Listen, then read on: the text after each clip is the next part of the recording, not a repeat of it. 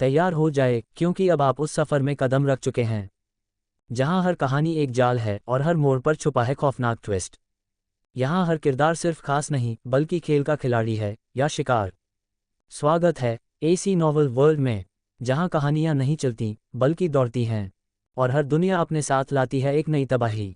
Navy मुख्यालय marine Ford के विशाल मैदान में सैकड़ों युवा रिक्रूट्स दौड़ लगा रहे थे और कठोर प्रशिक्षण में जुटे थे। उनमें से एक समूह बाकी से अलग होता जा रहा था। पीछे छूटते हुए एक युवा ने सोचा, इनसे कैसे बराबरी करूं।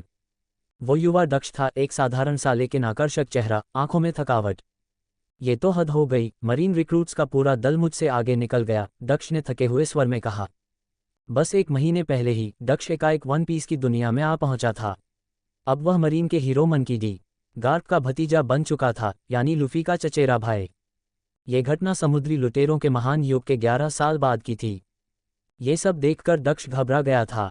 अचानक किसी दूसरी दुनिया में आना किसी के लिए भी डरावना हो सकता है, लेकिन साथ ही ये दुनिया उसकी सबसे पसंदीदा थी। डेविल फ्रूट की शक्तियां, पहाड़ काटने वाली तलवारें और असाधारण लोग। सोचते हुए उसे लगा था कि ये सब एक परफेक्ट शुरुआत है। आखिर वह गार्प का भतीजा था, दुनिया के सबसे शक्तिशाली लोगों के इतना करीब। लेकिन जो वह नहीं जानता था वो ये था कि आने के सिर्फ 2 दिन बाद ही उसे मरीनफोर्ड के प्रशिक्षण शिविर में झोंक दिया जाएगा। शुरू में उसे ऐसा लगा था कि शायद बाकी रिक्रूट्स कुछ नहीं जानते होंगे, खासकर रोकुशिकी के बारे में, लेकिन असलियत उल्टी थी। वे सब उससे कहीं ज्यादा ताकतवर थे। दक्ष ने जी जान से मेहनत की, लेकिन बराबरी में आना मुश्किल था। यह मरीन का मुख्यालय है, यहाँ के अधिकतर रिक्रूट्स खुद में एक से बढ़कर एक हैं। एडमिरल अकेनु और किसारू जैसे लोग यहीं से निकले हैं। यही सोचकर उसका मन भारी हो गया। वो जानता था कि अगर यहाँ खुद को साबित नहीं कर पाया तो जब कभी किसी समुद्री डाकू से सामना होगा वो बिना कुछ किए ही मारा जाएगा। काश मेरे पास भी डी की तरह कोई विशेष गुण होता। शायद मैं सीधा खून से नहीं जुड़ा, इसलिए नहीं मिला। वह अब मंकी डी ड्रैगन का बड़ा भाई बन चुका था, लेकिन भविष्य में यही ड्रैगन सरकार के खिलाफ खड़ा होने वाला था। गार्प ने दुनिया के सबसे ताकतवर समुद्री डाकू रॉजर का पीछा किया था, और लूफी, जो अब शायद 6 साल का होगा, वन पीस का मुख्य नायक बनने वाला था। हर कोई असाधारण था और वह बस एक साधारण इंसान। इतना बड़ा परिवार और वो उनमें सबसे कमजोर। उसे डर था कि कभी बाकी रिक्रूट्स उसे निशाना न बना लें। और ये मरीन मुख्यालय भी पूरी तरह सुरक्षित नहीं था। आने वाले युद्धों में अगर उसने हिस्सा लिया तो उसकी मौत तय थी। उसने खुद को संभाला, भविष्य की चिंता छोड़ो, फिलहाल ताक बढ़ानी है। प्रशिक्षण खत्म होने पर वह एक किनारे बैठ गया और आंखें बंद कर लीं। तभी एक धुंधली सी जगह उसके सामने आई। उस जगह के केंद्र में एक तलवार हवा में लटक रही थी। वो उसके मस्तिष्क में थी। जब उसकी आत्मा इस शरीर से जुड़ी थी तब से ही ये दिखती थी। दक्ष ने इसका नाम रखा आत्मा प्रणाली। अगर ध्यान से देखो तो तलवार में दरारें थीं, जैसे कभी भी टूट सकती हो। उसने जैसे ही सोचा, एक सिस्टम पैनल उसके सामने प्रकट हो गया। प्रथम स्तर, आत्मा की टूटी तलवार जोड़ 1-0, शक्तिवर्धन की शर्तें पूरी नहीं हुईं। विशेषताएं, आक्रमण शक्ति जोड़ 3-0, सहन शक्ति 10/10। इतनी मेहनत के बाद भी सहन शक्ति बढ़ क्यों नहीं रही? क्या 10 ही सीमा है? वह बड़बड़ाया। इस प्रणाली ने उससे कभी बात तक नहीं की थी। सब कुछ उसे खुद ही समझना पड़ा। शुरुआत में तलवार का स्तर जोड़ 0 था। फिर जब उसने अभ्यास और लड़ाई की तो पॉइंट्स बढ़ने लगे और तलवार क्रमशः जोड़ 1, जोड़ 2 होती गई। जब तलवार जोड़ 5 पर पहुंची तभी से उसे अपनी ताकत में असल फर्क महसूस हुआ। अब तलवार जोड़ 1-0 पर है और अब वह नया नहीं लगता, लेकिन फिर भी सबसे कमजोर है। उसे लगा था कि वो इस प्रणाली से लगातार ताकतवर बन सकता है और एक दिन 4 सम्राटों और 3 एडमिरलों से ऊपर खड़ा होगा। लेकिन जोड़ 1-0 के बाद वृद्धि रुक गई थी। सामने लिखा था, शर्तें पूरी नहीं हुईं। उसने सोचा, ये शर्त है क्या? कहाँ छिपी है? अभी वह इसी पर ध्यान केंद्रित कर रहा था कि कमांडर की आवाज़ ने ध्यान भंग किया। वह फिर से अभ्यास में जुट गया। एक और दिन का प्रशिक्षण खत्म हुआ। बाकी रिक्रूट अब साधारण इंसान नहीं थे, लेकिन दक्ष अब भी सबसे नीचे था। फिर भी उसने किसी की तिरस्कार भरी निगाहों पर ध्यान नहीं दिया। प्रशिक्षण के बाद वह घर लौटा। मरीन मुख्यालय में एक विशाल बंदरगाह था जहां हजारों लोग प्रशिक्षण ले सकते थे। नीचे किले में परिवारों के लिए भी जगह थी, लेकिन दक्ष वहां नहीं रहता था। उसे गार्प खुद यहां लाया था, यही उसका घर था। गार्प अब तक घर नहीं लौटा था। दक्ष ने परवाह नहीं की। नहाकर वो अपनी आत्मा की तलवार का अध्ययन करने लगा। लेकिन जैसे ही वह बाहर निकला उसने देखा कि उसका सोफा कोई इस्तेमाल कर रहा है। गार्प लौट चुका था। ये आदमी, दक्ष ने थके स्वर में कहा। वह 1 हफ्ते से गायब था। अगर दक्ष को नहीं पता होता कि वह सागर का हीरो है तो अब तक गुमशुदगी की रिपोर्ट लिखवा चुका होता। गार्प वहीं बैठा था, कुछ चीज से खेलते हुए। उसने दक्ष को देखा और मुस्कुराया। हा, कैसा रहा ये हफ्ता, कैसा रहा? आपको बस वही बात याद रहती है जो चोट पहुंचाए, दक्ष ने बड़बड़ाया। फिर हल्के से मुस्कराते हुए बोला, एक हफ्ते से नहीं दिखे, बड़ी चिंता थी, अच्छा हुआ सही सलामत हैं। गार्प की हंसी वहीं रुक गई। चेहरा कस गया और खून जैसे उबलने लगा। उसके माथे पर नसें चढ़ आईं। दक्ष, बदतमीज कहीं के, क्या मेरी लोहा मुट्ठी चखना चाहोगे? दक्ष ने कंधे उचकाए, वो तो आपके ही हिस्से की चीज है। ये कहते हुए वह अपने कमरे की तरफ मुड़ गया। लेकिन तभी गार्प उस पर कूद पड़ा। दक्ष, आज तो तुझे मेरी मुट्ठी चूमनी ही पड़ेगी। ये आदमी सच में मुझे पीटने चला है, दक्ष के मन में ख्याल आया। पर जैसे ही उसने पलटा, उसके सामने गार्प की मुट्ठी नहीं, बल्कि एक साधारण लेकिन बेहद सुंदर तलवार थी। जो तलवार गार्प के हाथ में थी, वही कुछ देर पहले वह किसी चीज से खेल रहा था। तलवार के पास म्यान नहीं थी, लेकिन उसके चारों ओर एक तीक्ष्ण आभा फैल रही थी। ये साफ था कि ये कोई सामान्य तलवार नहीं है। दक्ष ने थोड़ी हैरानी से गार्प के हाथ की तलवार को देखा। ये क्या है? ये 21 महान तलवारों में से एक है, होनो नो तसुकी। गार्प मुस्कुराया और तलवार दक्ष को थमा दी। फिर बोला, तू कह रहा था ना कि तुझे तलवार चाहिए, एक समुद्री डाकू दल का सफाया करते वक्त मुझे ये मिली तो मैंने सोचा तुझे दे दूं। दुनिया की महान तलवारें 3 श्रेणियों में आती हैं, शोदाई कितेत्सु साइजो ओ वजामोनो, नीदाई कितेत्सु ओ वजामोनो और संदाई कितेत्सु रेयो वजामोनो। इनमें सबसे प्रसिद्ध है कोकुतो योरू, जो दुनिया के सबसे ताकतवर तलवारबाज मिहोक के पास है। शोदाई कितेत्सु को पाना मुश्किल ही नहीं, लगभग असंभव है। नीदाई या संदाई जितनी ताकतवर न सही, लेकिन होनो नो तसुकी जैसी तलवार भी दुर्लभ है। क्या गार्प इस पूरे महीने इसी तलवार को खोजने गया था? उसकी हरकतों से अब दक्ष को पहली बार लगा कि वह इस दुनिया में अकेला नहीं है। उसने तलवार ली और गंभीरता से कहा, धन्यवाद। हा, बदतमीज, अचानक इतना शरीफ कैसे बन गया? गार्प हंसा, लेकिन उसकी आंखों में एक कोमल चमक थी। फिर अगले ही पल उसका चेहरा कठोर हुआ और वह दहाड़ा, सुन, इस पूरे महीने सुना है तू सारे रिक्रूट्स में सबसे पीछे चल रहा है। ये कहते ही उसने एक जोरदार घूंसा दक्ष के सिर पर दे मारा। दक्ष चीख पड़ा, उसके हाथ से तलवार गिर गई। दक्ष ने माथा पकड़ते हुए गार्प को देखा, अंकल, ये क्यों मारा आपने? कोई खास वजह नहीं। गार्प ने छाती पर हाथ बांध लिए। दक्ष ने गुस्से से गार्प को घूरा। तभी गार्प फिर बोला, वैसे अगला महीना मैं तुझे खुद ट्रेनिंग दूंगा। आज से छुट्टी खत्म। अगर मजाक किया तो तू जानता है ये मुट्ठी कहाँ जाएगी। क्या? दक्ष ने अनजान बनने की कोशिश की। तुझे कोई दिक्कत है? गार्प ने घूरते हुए कहा, जैसे अगले पल उड़ाकर फेंक देगा। नहीं, मेरा मतलब था, कल से शुरू करते हैं। असल में दक्ष इस पल का इंतजार कर रहा था। गार्प से ट्रेनिंग पाकर वह तेजी से ताकतवर बन सकता था, बशर्ते वह भी पूरी मेहनत करे। कल से ट्रेनिंग शुरू, अब जाकर आराम कर, गार्प ने मुस्कराते हुए कहा। अपने कमरे में जाकर दक्ष सीधे बिस्तर पर लेट गया, लेकिन सोने से पहले उसने एक बार फिर आत्मा प्रणाली पर ध्यान केंद्रित किया। सोचते ही प्रॉपर्टी बार प्रकट हो गया। प्रथम स्तर, आत्मा की टूटी तलवार जोड़ 1-0, अब उन्नयन की शर्तें पूरी हो गई हैं। विशेषताएं, आक्रमण शक्ति जोड़ 3-0, उन्नत ऊर्जा 10/10। कोई बदलाव नहीं दिख रहा। दक्ष ने जम्हाई ली और करवट बदलकर सोने लगा, लेकिन अगली ही क्षण उसकी आंखें फिर से खुल गईं। क्या शर्त पूरी हो चुकी है? पहले जहां लिखा होता था शर्तें पूरी नहीं हुई, अब वहां साफ लिखा था शर्तें पूरी हो चुकी हैं। उसने सोचना शुरू किया, घर लौटने के बाद ऐसा क्या हुआ? बस एक ही चीज, होनो नो तसुकी। यही बदलाव की कुंजी थी।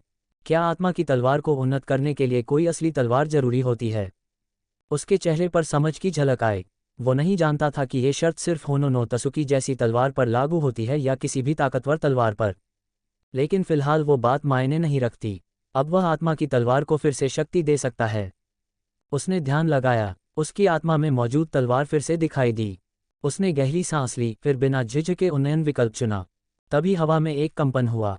धुंधली सी जगह में अचानक एक सुनहरी ऊर्जा से बनी राह प्रकट हुई, जो सीधी तलवार की दरारों में भरने लगी। तलवार पर सुनहरी रोशनी फैल गई। पहली बार इतनी प्रबल प्रतिक्रिया हुई थी। सुनहरी ऊर्जा जब दरारों में समाने लगी, तो उससे छोटी छोटी जगमगाती तारे जैसी रोशनी बाहर आने लगी। दृश्य अद्भुत था। दक्ष की आंखें चमक उठीं। तलवार की दरारें धीरे धीरे भरने लगीं और कुछ समय बाद पूरी तरह से मिट गईं। अब तलवार एक प्राचीन तलवार की तरह लग रही थी। उसने दोबारा प्रॉपर्टी बार देखा। द्वितीय स्तर, आत्मा की प्राचीन तलवार जोड़ 0। विशेषताएं, आक्रमण शक्ति जोड़ 4-0, शक्ति जोड़ 1-0, एक अतिरिक्त गुण निष्कर्षण संभव। उन्नत ऊर्जा 0/20 के अनुभव पट्टी है। अब उसमें शक्ति जोड़ 10 का नया गुण भी जुड़ चुका था, और वो सफ़ेद नहीं, हरे रंग में लिखा था, जो दिखाता था कि यह एक उन्नत गुण है। हालांकि आक्रमण शक्ति बढ़ने पर असर महसूस नहीं होता, लेकिन शक्ति के जुड़ते ही दक्ष को अपने शरीर में लगभग 30% ताकत की वृद्धि महसूस हुई। तो अब तक मेरी शक्ति सिर्फ 30 थी, दक्ष ने सोचा। तो फिर गार्प की शक्ति 10 या 20,000? वह मुस्कुराया और फिर से ध्यान दिया। अब अगला उन्नयन करने के लिए 20 ऊर्जा चाहिए। पहले हर उन्नयन के साथ 1 पॉइंट की जरूरत होती थी, अब सीधे 10 पॉइंट बढ़ गए। लेकिन अब उसकी नज़र एक नए विकल्प पर गई, अतिरिक्त गुण निष्कर्षण। ये दिलचस्प है, चलो आजमाते हैं। उसने बस सोचा और सामने शब्द प्रकट हुए। निष्कर्षण प्रारंभ करें। इसके बाद प्रॉपर्टी बार गायब हो गया और रंग बिरंगे गुण तेजी से चमकने लगे, हरा, नीला, बैंगनी और एक बार सुनहरा। हरा और नीला बार बार दिखे, बैंगनी कभी कभी और सुनहरा बस एक पल के लिए। लगता है सुनहरा सबसे उच्चतम श्रेणी का है, फिर बैंगनी और फिर बाकी। दक्ष सोचने लगा, पर वह नहीं जानता था कि उसका अगला गुण कौन सा होगा। धीरे धीरे रंग बिरंगे प्रकाशों की झिलमिलाहट कम होने लगी। अब दक्ष की नज़र उन चमकते हुए गुणों पर साफ पड़ने लगी थी। ज्यादातर हरे रंग के थे, शारीरिक शक्ति से जुड़े हुए, औसत दर्जे के। उसे उनमें कोई दिलचस्पी नहीं हुई। झिलमिलाहट और धीमी होने लगी।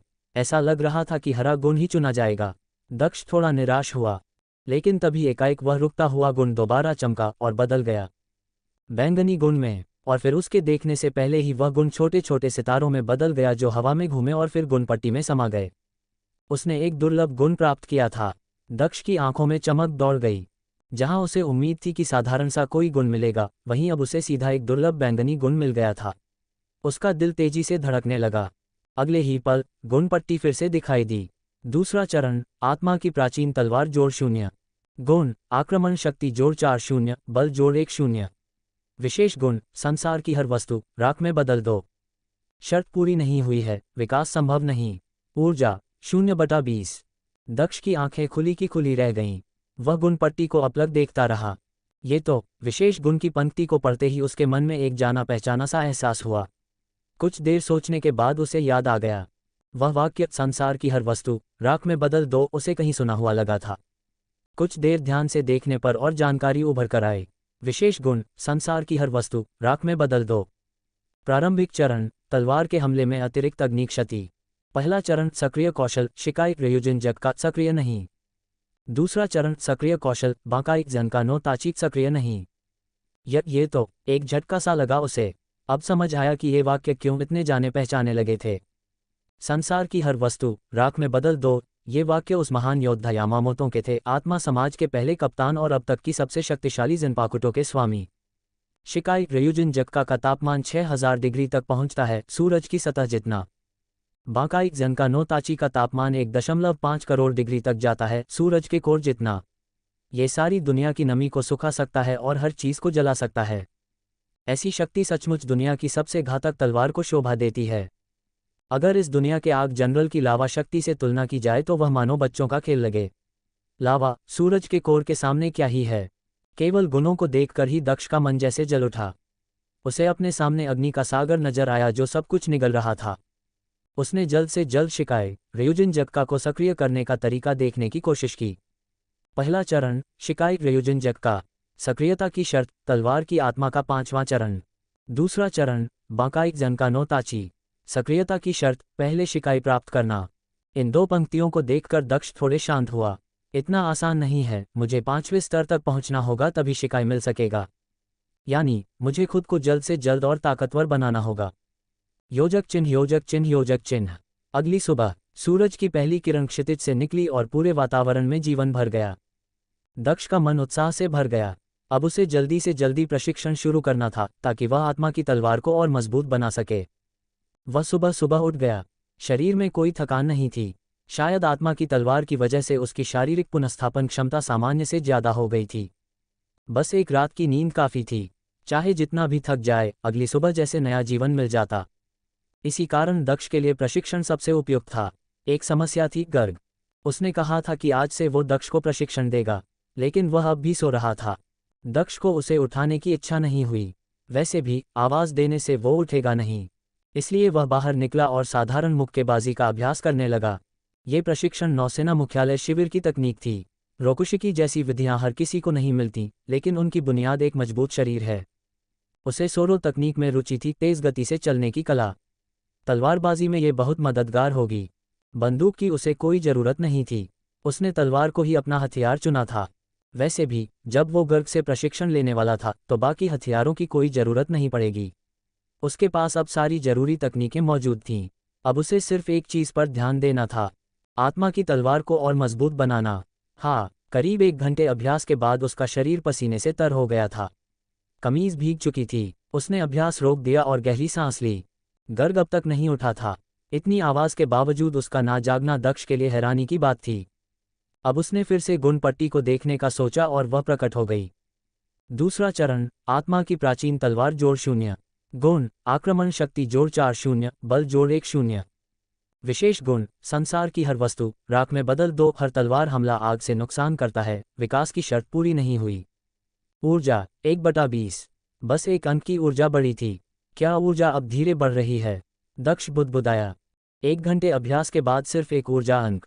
खैर, उसे इस बात की उम्मीद थी। थोड़ा सोचने के बाद दक्ष ने मेज पर रखी तलवार उठा ली। निदाई केटिसु होनो नो तसुकी। उसी तलवार की वजह से उसे पहले चरण की शक्ति मिली थी और उसी से उसे बैंगनी दुर्लभ गुण भी प्राप्त हुआ। स्रर म्यान से ब्लेड के निकलने की आवाज़ हुई। पहली बार उसने होनो नो तसुकी को बाहर निकाला। ये तलवार लंबी और पतली थी। सूर्य की रोशनी उस पर पड़ते ही वह चमकने लगी। उसका फल थोड़ा लाल था, जैसे भीतर आग भड़क रही हो। दक्ष के मन में एक विचार आया, शायद ये तलवार रयुजन जक्का से जुड़ी हो। वह आंगन के मध्य में जा खड़ा हुआ। हालांकि वह पारंपरिक तलवारबाज नहीं था, पर उस पल सूरज की रोशनी में तलवार से निकली गर्म आभा ने उसे कुछ विशेष महसूस कराया। विशेष गुण का ख्याल आते ही उसकी आंखों में चमक आ गई। देखते हैं अग्नि प्रभाव कितना है, दक्ष ने धीरे से कहा और तलवार उठाए। अगले ही पल तलवार नीचे की ओर झुकी। उसी क्षण दक्ष को महसूस हुआ जैसे उसकी आत्मा से कोई शक्ति बहने लगी हो। हाँ, दक्ष ने जोर से पुकारा। जैसे ही तलवार ने वार पूरा किया, हवा में एक सुनहरी लपट उठी और जिस दिशा में उसने वार किया वहां के आंगन के टुकड़े जल उठे। जलते हुए टुकड़े आसमान की ओर उठे, फिर काले राख में बदलकर बिखर गए। उस दृश्य को देखकर दक्ष की आंखों में संतोष झलकने लगा। अगर ये सामान्य अग्नि थी तो रयुजन जक्का की आग और जनका नो ताची की ज्वाला क्या करेगी? इस सोच से ही उसका रोम रोम खड़ा हो गया। पहली बार अग्नि शक्ति का प्रयोग करने के बाद दक्ष ने अपनी नई शक्ति को समझने के लिए अभ्यास जारी रखा। वह तब तक रुका नहीं जब तक उसे इस ताकत पर नियंत्रण नहीं मिल गया। अब पूरे आंगन का हाल बेहाल था, जैसे आग का समुद्र वहां से गुजर गया हो। प्रशिक्षण के दौरान दक्ष ने पाया कि वह चाहे तो तलवार से केवल साधारण वार कर सकता है और चाहे तो अग्नि को जोड़ सकता है, यानी अग्नि प्रभाव पूरी तरह उसके नियंत्रण में था। दूसरी बात, वह आग को जब चाहे छोड़ सकता है और बस एक सोच से उसे बुझा भी सकता है। हालांकि उसकी यह शक्ति अग्नि शैतान फल की तरह ही लगती थी, लेकिन उसमें एक अंतर था, वो अग्नि प्रतिरोधी तो था, पर शैतान फल उपयोगकर्ताओं की तरह अग्नि में परिवर्तित नहीं हो सकता था। जब दक्ष अपनी तलवार से खेल रहा था और नई शक्ति का परीक्षण कर रहा था, तभी अंततः गर्ग जाग गया। ये कैसी बदबू है? आधा सोया हुआ गर्ग कुछ पल तक नाक से सूंघता रहा और फिर आंगन की ओर चला गया जहां दक्ष अभ्यास कर रहा था। गर्ग के मन में बस यही विचार आया, ये नालायक तो उठ गया। अगले ही पल गर्ग की नींद पूरी तरह उड़ गई। उसकी आंखें और मुंह दोनों खुल गए जब उसने आंगन की हालत देखी। पूरा आंगन जलकर काला हो गया था। ये क्या? कुछ पलों तक गर्ग बस देखता रह गया। दाक्ष! उसकी गूंजती हुई आवाज मरीनफोर्ड के हर कोने में फैल गई। मुर्गे उड़ गए, कुत्ते भौंकने लगे, यहां तक कि नौसेना का मुख्य एडमिरल तक चौंक गया। भले ही उसे समझ ना आया हो, पर वह आवाज पहचान गया। उसने माथे पर हाथ मारा, फिर सिर हिलाया। उसे अब कुछ कहने की फुर्सत नहीं थी। गर्ग की आवाज बिजली सी गूंजी। खुशकिस्मती से आंगन में सिर्फ राख और जल चुकी मिट्टी ही बची थी, और दक्ष जानता था कि गर्ग बाहर की चीजों की ज्यादा परवाह नहीं करता, इसलिए उसने कुछ नहीं कहा, न सफाई दी। जल्द ही दोनों ने मिलकर आंगन की सफाई शुरू की। काम खत्म होने के बाद भी जली हुई गंध रुक रुक कर उठ रही थी। आंगन में खड़ा गर्ग दक्ष की ओर घूरते हुए बोला। दक्ष ने हंसी में ही कर दिया। अब सुनो, अगले 1 महीने तक तुम्हारा प्रशिक्षण मैं खुद लूंगा। मेरी ट्रेनिंग बहुत सख्त होती है। अगर तुमने जरा भी आलस दिखाया तो मेरी लोहे की मुट्ठी तुम्हारा स्वागत करेगी। कोई रहम नहीं होगा। गर्ग की आंखों से जो डर उभर रहा था वह किसी भी बहादुर को कंपा सकता था, लेकिन दक्ष जरा भी नहीं डरा। गर्ग जितना सख्त दिखता था, असल में वो उतना ही प्रेरणादायक भी था। शुरू करें, दक्ष ने संक्षेप में जवाब दिया, लेकिन उसमें दृढ़ता और कुछ कर दिखाने की इच्छा साफ झलक रही थी।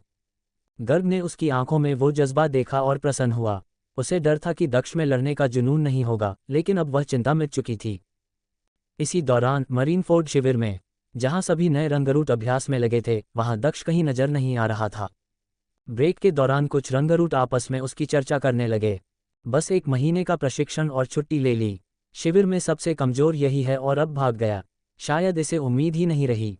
ऐसा कैसे हो सकता है कि ये वाइस एडमिरल गर्ग का भतीजा है? एक के बाद एक उपहास भरे शब्द गूंजते रहे। तभी एक आवाज आई, चुप रहो। उस दिशा से एक ऊंची, तेज तर्रार सुंदर युवती चली आ रही थी। वो भी नए रंगरूटों में से थी और उसने डांटते हुए कहा, अब तुम लोग वाइस एडमिरल गर्ग के बारे में पीठ पीछे बातें करने लगे हो। हम सभी रंगरूट आपस में देखने लगे। डर उनके चेहरों पर साफ दिख रहा था। किसी ने डरते हुए उस लड़की से कहा, प्लीज हीना, ये हमारी गलती है, ट्रेनर से मत कहना। वो युवती कोई मामूली नहीं थी। हीना ने अब तक प्रशिक्षण पूरा नहीं किया था, लेकिन उसका प्रदर्शन पास आउट स्तर का था और वह पहले दक्ष के साथ टीम में भी रह चुकी थी। हीना ने नाक से तेज सांस खींची। भले ही दक्ष का प्रदर्शन अभी खास न हो, लेकिन वह वाइस एडमिरल गर्ग का भतीजा है। अगर किसी ने फिर से कुछ कहा तो परिणाम भुगतने के लिए तैयार रहो। हाँ ठीक है। भले ही बहुतों को बात पसंद नहीं आई, लेकिन गर्ग के नाम का असर था और हीना की ताकत को कोई नकार नहीं सकता था। इस दुनिया में ताकत का स्थान रुतबे से ऊपर होता है। हीना ने देखा कि सभी चुप हो गए हैं, तो वह वापस अपने अभ्यास में लग गई। बाकी सभी ने भी दोबारा प्रशिक्षण शुरू कर दिया। आंगन में सुनहरी धूप धरती पर यूं बरस रही थी जैसे जीवन की एक नई ऊर्जा फैल रही हो। दक्ष का शरीर पसीने से लथपथ था, सांसें तेज चल रही थीं। ऐसा लग रहा था जैसे शरीर ने अपनी सीमा छू ली हो। वह साधारण सी लेकिन कठिनतम स्क्वाट एक्सरसाइज कर रहा था। पसीने की धार से जमीन भीग चुकी थी। हर बार नीचे झुकते हुए उसकी भारी सांसों के साथ एक संख्या गूंजती थी, 2201, 2202। उसके पैर सुन्न हो चुके थे, मानो अब उनमें जान नहीं बची। लेकिन उसने दांत भींच रखे थे। उसका इरादा था अपनी सीमाओं को तोड़ने का। हालांकि दक्ष की आत्मा की तलवार पहले से काफी मजबूत हो चुकी थी, लेकिन जिस गति से उसका खुद का शरीर ताकतवर हो रहा था, वो और भी हैरान कर देने वाला था। अब वह बाकी रंगरूटों के मुकाबले सबसे नीचे नहीं था। 2353, 2354। एक बार फिर उसने खड़े होने की कोशिश की, बट इस बार आधा उठने के बाद वहीं गिर पड़ा। शरीर ने जवाब दे दिया था। अब वो केवल लेटकर सांस बहाल कर सकता था। क्या मेरी सीमा 2354 ही है? शरीर थक चुका था, लेकिन आत्मा थकी नहीं थी। आत्मा और तलवार एक हो चुकी थी, और यही वजह थी कि वह फिर से अपनी सीमा तक पहुंचा सका। दर्द जरूर था, लेकिन उसकी आत्मा का बल उसे ये सब सहने दे रहा था। पैरों का तो अब एहसास भी नहीं हो रहा था। पूरा शरीर सुन्न था। और तभी उसके चेहरे पर झुंझलाहट और हैरानी की रेखाएं उभर आईं। गर्ग वो वहीं पास में खड़े थे, सोते हुए। दक्ष ने गहरी सांस ली। उसे पता था कि उसे उठाने की कोई कोशिश बेकार होगी, इसलिए वह चुपचाप लेटा रहा। एक सोच के साथ उसने प्रॉपर्टी बार को बुलाया। उसकी ऊर्जा एनर्जी में एक अंक की वृद्धि हुई थी। दक्ष ने संतोष की सांस ली। प्रॉपर्टी बार गायब हुआ और उसने थोड़ी देर आराम किया। कुछ देर बाद दक्ष के पैरों में थोड़ी चेतना लौटने लगी थी। वह लड़खड़ाते हुए उठने की कोशिश कर रहा था, तभी गर्ग की नींद टूटी। पर आश्चर्यजनक रूप से गर्ग ने कोई गुस्सा नहीं दिखाया।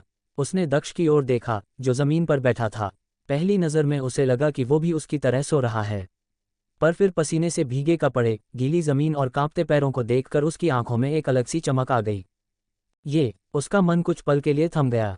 क्या इसने अभी अपनी सीमा तोड़ी है? ये हालत स्पष्ट रूप से उस अवस्था की थी जो सीमा पार करने के बाद आती है। गर्ग जैसा अनुभवी योद्धा इसे समझ सकता था। सीमा पार करना आसान नहीं होता।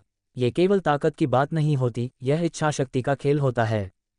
गर्ग ने कभी नहीं सोचा था कि दक्ष की इच्छाशक्ति इतनी दृढ़ हो सकती है। वह मुस्कुराया, लेकिन अगले ही क्षण अपने सख्त व्यक्तित्व में लौट आया। और जब दक्ष ने थोड़ी ताकत वापस पाई, दोनों ने प्रशिक्षण फिर से शुरू किया। योजक चिन्ह, योजक चिन्ह, योजक चिन्ह। 1 महीना बीत गया। इस पूरे महीने दक्ष ने लगभग हर दिन अपनी सीमाएं तोड़ीं। हर दिन उसकी शारीरिक क्षमता पहले दिन से कहीं अधिक होती थी। क्योंकि उसकी आत्मा बहुत शक्तिशाली थी, इसलिए उसके लिए शरीर की सीमाएं तोड़ना अपेक्षाकृत आसान था। वह दर्द सह सकता था। इस महीने में दक्ष का शरीर बहुत बदल चुका था। अब वह पहले जैसा दुबला पतला नहीं रहा। भले ही अभी गर्ग जैसी मांसपेशियां न हो, लेकिन उसका शरीर संतुलित और मजबूत बन चुका था। और जहां शरीर बदला था, वहीं उसकी ताकत उससे कहीं ज्यादा बड़ी थी। इस दौरान आत्मा की तलवार भी कई स्तर ऊपर बढ़ी थी। अगर 1 महीने पहले उसकी शक्ति केवल 30 अंक थी, तो अब वह 100 अंक तक पहुंच चुका था, यानी 3 गुना से भी अधिक। यह उसका मेहनत का परिणाम था। सीमा तोड़ने का एकमात्र दुष्प्रभाव ये था कि अब उसकी भूख कई गुना बढ़ चुकी थी। अब उसे समझ में आने लगा था कि वह मूल कहानी का नायक इतना खाता क्यों था। हालांकि तलवार का स्तर शरीर जितना नहीं बढ़ा, फिर भी उसमें भी अच्छी खासी प्रगति हुई थी। अब उसकी आंखों के सामने प्रॉपर्टी बार प्रकट हुआ। दूसरा चरण, प्राचीन आत्मा की तलवार जोड़ 6 गुण, आक्रमण शक्ति जोड़ 7-5, बल जोड़ 2-0। विशेष गुण, संसार की समस्त वस्तुएं राख में बदल जाएं। सभी तलवार हमलों में अग्नि क्षति शामिल, अभी और विकसित होने की शर्तें अधूरी। ऊर्जा 14/70, योजक चिन्ह योजक चिन्ह योजक चिन्ह। अब हर बार तलवार के स्तर को बढ़ाने के लिए पहले की तुलना में 10 गुना अधिक ऊर्जा चाहिए। फिर भी दक्ष 1 महीने में ही जोड़ 6 स्तर तक पहुंच चुका था और तीसरा चरण अब दूर नहीं था। अब तो वो लपटें, जो पहले केवल 1 मीटर तक जाती थीं, अब 56 मीटर तक फैल सकती थीं। भले ही उसे अधिक तलवार कौशल न आता हो, पर इतनी विशाल आग शक्ति खुद एक तकनीक बन चुकी थी। दक्ष की ताकत में जो उन्नति इस 1 महीने में हुई थी, वह अविश्वसनीय थी। उसे खुद नहीं पता था कि वो अब कितना ताकतवर बन चुका है, क्योंकि वह हमेशा गर्व के साथ अभ्यास करता रहा और उसके सामने तो उसकी शक्ति नापना मुश्किल था। उसने सिर हिलाया। 1 महीना पहले जो सबसे अंतिम स्थान पर था, आज वही इतना आगे निकल चुका था। उसके होठों पर एक हल्की सी मुस्कान आ गई। पिछले 1 महीने से जब से दक्ष की ट्रेनिंग कर्नल गारव के साथ शुरू हुई थी, कैंप के बाकी भर्ती उसके बारे में भूल ही चुके थे। इसी दौरान पूरे कैंप में एक खबर आग की तरह फैल गई। सुना क्या, कॉम्बैट असेसमेंट शुरू होने वाला है। हाँ, सबको पता है। अब तक की सारी ट्रेनिंग उसी के लिए तो थी, और अगर कोई पहले नंबर पर आया या उसका प्रदर्शन शानदार रहा तो उसे एलिट कैंप में भेजा जाएगा। वहाँ खुद एडमिरल जैड ट्रेनिंग देंगे। सभी भर्ती इस नाम पर श्रद्धा से भर जाते। एडमिरल जैड, वो कोई साधारण नाम नहीं था। हर कोई उनकी वीरता और अनुशासन के किस्से जानता था। नेवी कोई आरामगाह नहीं, ये एक युद्ध क्षेत्र था जहां समुद्री लुटेरों से लड़ाई होती थी, खासकर हेडक्वार्टर के एलीट योद्धाओं से। इसीलिए हर साल एक कॉम्बैट असेसमेंट होता था, सभी भर्ती उसमें भाग लेते। यह एक असली युद्ध जैसा होता। कैंप को 2 भागों में बांटा गया था, सामान्य कैंप और एलीट कैंप। सामान्य कैंप में 10 ग्रुप होते थे, जिनके साथ 10 प्रशिक्षक जुड़े रहते थे। लेकिन एलीट कैंप में केवल एक ग्रुप होता था। एलीट कैंप के छात्रों की ग्रेजुएशन के बाद न्यूनतम रैंक लेफ्टिनेंट कमांडर और अधिकतम कैप्टन होती थी। और सबसे बड़ी बात, एलीट कैंप के प्रशिक्षक थे पूर्व एडमिरल जैड। हर भर्ती का सपना होता था उस कैंप में पहुंचना, क्योंकि मौजूदा सभी एडमिरल वहीं से निकले थे। सभी में उत्तेजना थी। कुछ जानते थे कि उनका चयन नहीं होगा, तो वे अनुमान लगाने लगे। मुझे लगता है कि 5वें ग्रुप का ध्रुव पहले नंबर पर आएगा। ध्रुव? हाँ, उसके सामने कोई टिक नहीं सकता। सुना है, उसने 8वें ग्रुप के सबसे ताकतवर लड़के को एक अभ्यास युद्ध में हरा दिया। बात करते हुए कुछ लोगों के चेहरे पर डर झलकने लगा। सभी ग्रुपों में जो सबसे ताकतवर थे, वो आसानी से बाकी को हरा सकते थे। और अगर ध्रुव ने 8वें ग्रुप के सबसे मजबूत को हरा दिया, तो फिर वो सबसे ताकतवर माना ही जाएगा। ध्रुव सबसे ताकतवर है, लेकिन क्या वो भी एलीट कैंप में रह पाएगा? भीड़ में किसी ने हंसते हुए कहा, ताकतवर? क्या तुम्हें पता नहीं, एलीट कैंप में तो राक्षस जैसे लोग हैं। लोग इधर उधर देखने लगे। ज्यादातर को एलीट कैंप के बारे में जानकारी नहीं थी। सबकी निगाहें अब उस भर्ती पर टिक गईं जिसने ये बात कही थी। उसने गहरी सांस ली और गंभीर स्वर में बोला, कहा जाता है कि अभी एलीट कैंप का सबसे ताकतवर लड़का है स्मोकर, और उसके पास है धूम धूम फल। पता है इसका मतलब? कुछ पल की खामोशी के बाद सबकी आंखें चमक उठीं। लोगिया टाइप डेविल फ्रूट, इससे ताकतवर कुछ हो सकता है क्या? वाह, अगर ये सच है तो कोई भी उसे हरा नहीं सकता। योजक चिन्ह योजक चिन्ह योजक चिन्ह। कैंप के प्रांगण में दोपहर की धूप चमक रही थी। दक्ष अपनी आत्मा की तलवार को हाथ में लेकर लगातार वार कर रहा था। उसकी बाहें सुन्न होने लगी थीं, लेकिन वो फिर भी बिना थके चलता रहा। अब सामान्य ट्रेनिंग से कुछ नहीं होता, उसे बार बार अपनी सीमाओं को तोड़ना पड़ता था। उसका शरीर ताकतवर हो रहा था, पर इसके साथ सीमा को पार करना और कठिन होता जा रहा था। लेकिन ये गारव की ट्रेनिंग थी। चाहे जितना मुश्किल हो, दक्ष पीछे नहीं हट रहा था। अब उसे तलवार कला में ज्यादा रुचि थी। कई बार वो गारव से सलाह भी लेता। गारव ने जो कहा, उसने दक्ष को हैरान कर दिया। हर किसी का तलवार चलाने का तरीका अलग होता है। कोई तय रास्ता नहीं होता, अंतिम रास्ता हमेशा अलग होता है। अगर तुम्हें अपनी तलवार कला निखारनी है, तो शरीर, बाहों की ताकत और गति तीनों चाहिए। रोकुशिकी जैसी तकनीकें मदद कर सकती हैं, लेकिन उन पर निर्भर रहना गलत होगा। हालांकि गारव तलवारबाजी में माहिर नहीं थे, लेकिन उन्होंने दुनिया के कई सबसे शक्तिशाली तलवारबाजों को देखा था। दक्ष की ट्रेनिंग अब उसकी कोर स्ट्रेंथ बढ़ाने पर केंद्रित थी, जो हर असली तलवारबाज के लिए ज़रूरी होती है। वो बस तलवार को बार बार उस अंदाज में चला रहा था जो एक सीधी, भारी कट जैसी लगती थी। तभी गारव आकर बोले, दक्ष अब आराम कर सकते हो। दक्ष थोड़ा चौंक गया। इस पूरे महीने में चाहे वो थककर गिर भी गया हो, गारव ने कभी नहीं कहा कि अब आराम कर लो। लेकिन आज गारव ने नाक खुजाते हुए कहा, कल से कॉम्बैट असेसमेंट शुरू हो रहा है, सभी भर्ती उसमें भाग लेंगे। गारव आसानी से दक्ष को उससे बाहर रख सकते थे, लेकिन उन्होंने ऐसा नहीं किया। दक्ष में प्रतिभा थी, इच्छाशक्ति थी, लेकिन असली युद्ध का अनुभव जरूरी था। खून की गर्मी महसूस किए बिना कोई भी योद्धा नहीं बनता। दक्ष की आंखों में चमक आ गई, उसके चेहरे पर एक धीमी मुस्कान फैल गई।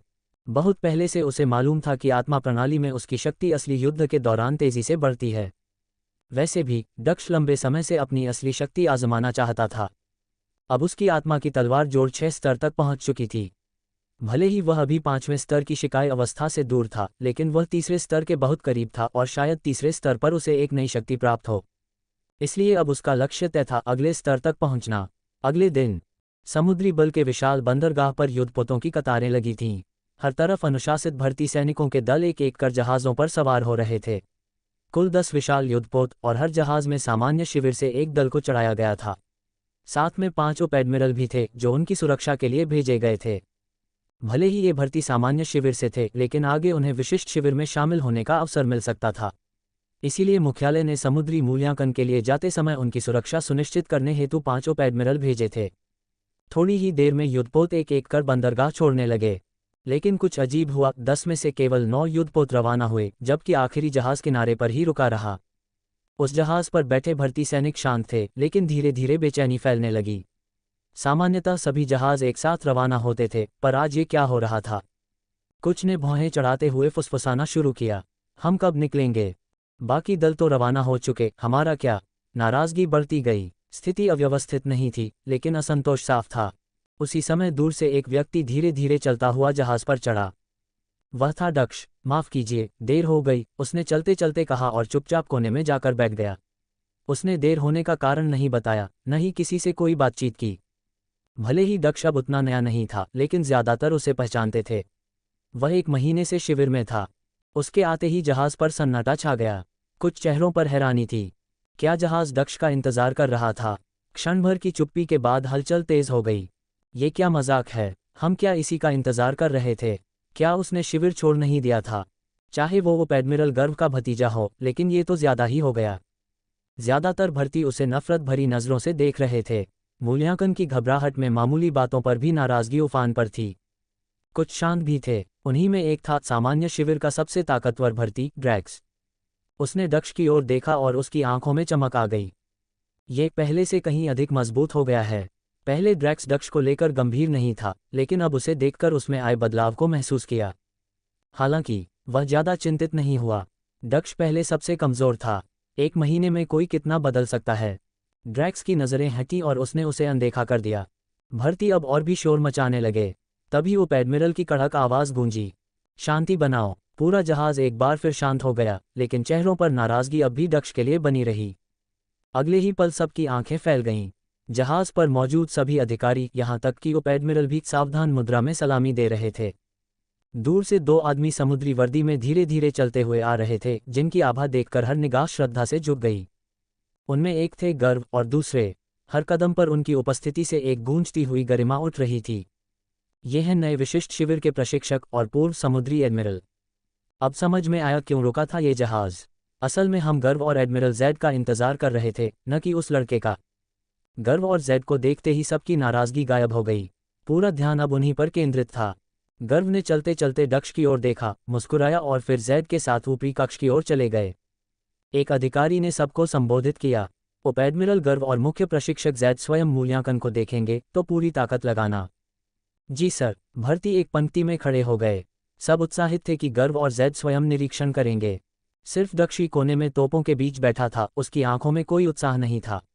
उसने बस एक नज़र डालकर नज़रें नीचे कर लीं। ड्रैक्स ने उसकी नज़रों को महसूस किया। असल में दक्ष की नज़रें आते ही ड्रैक्स पर थीं।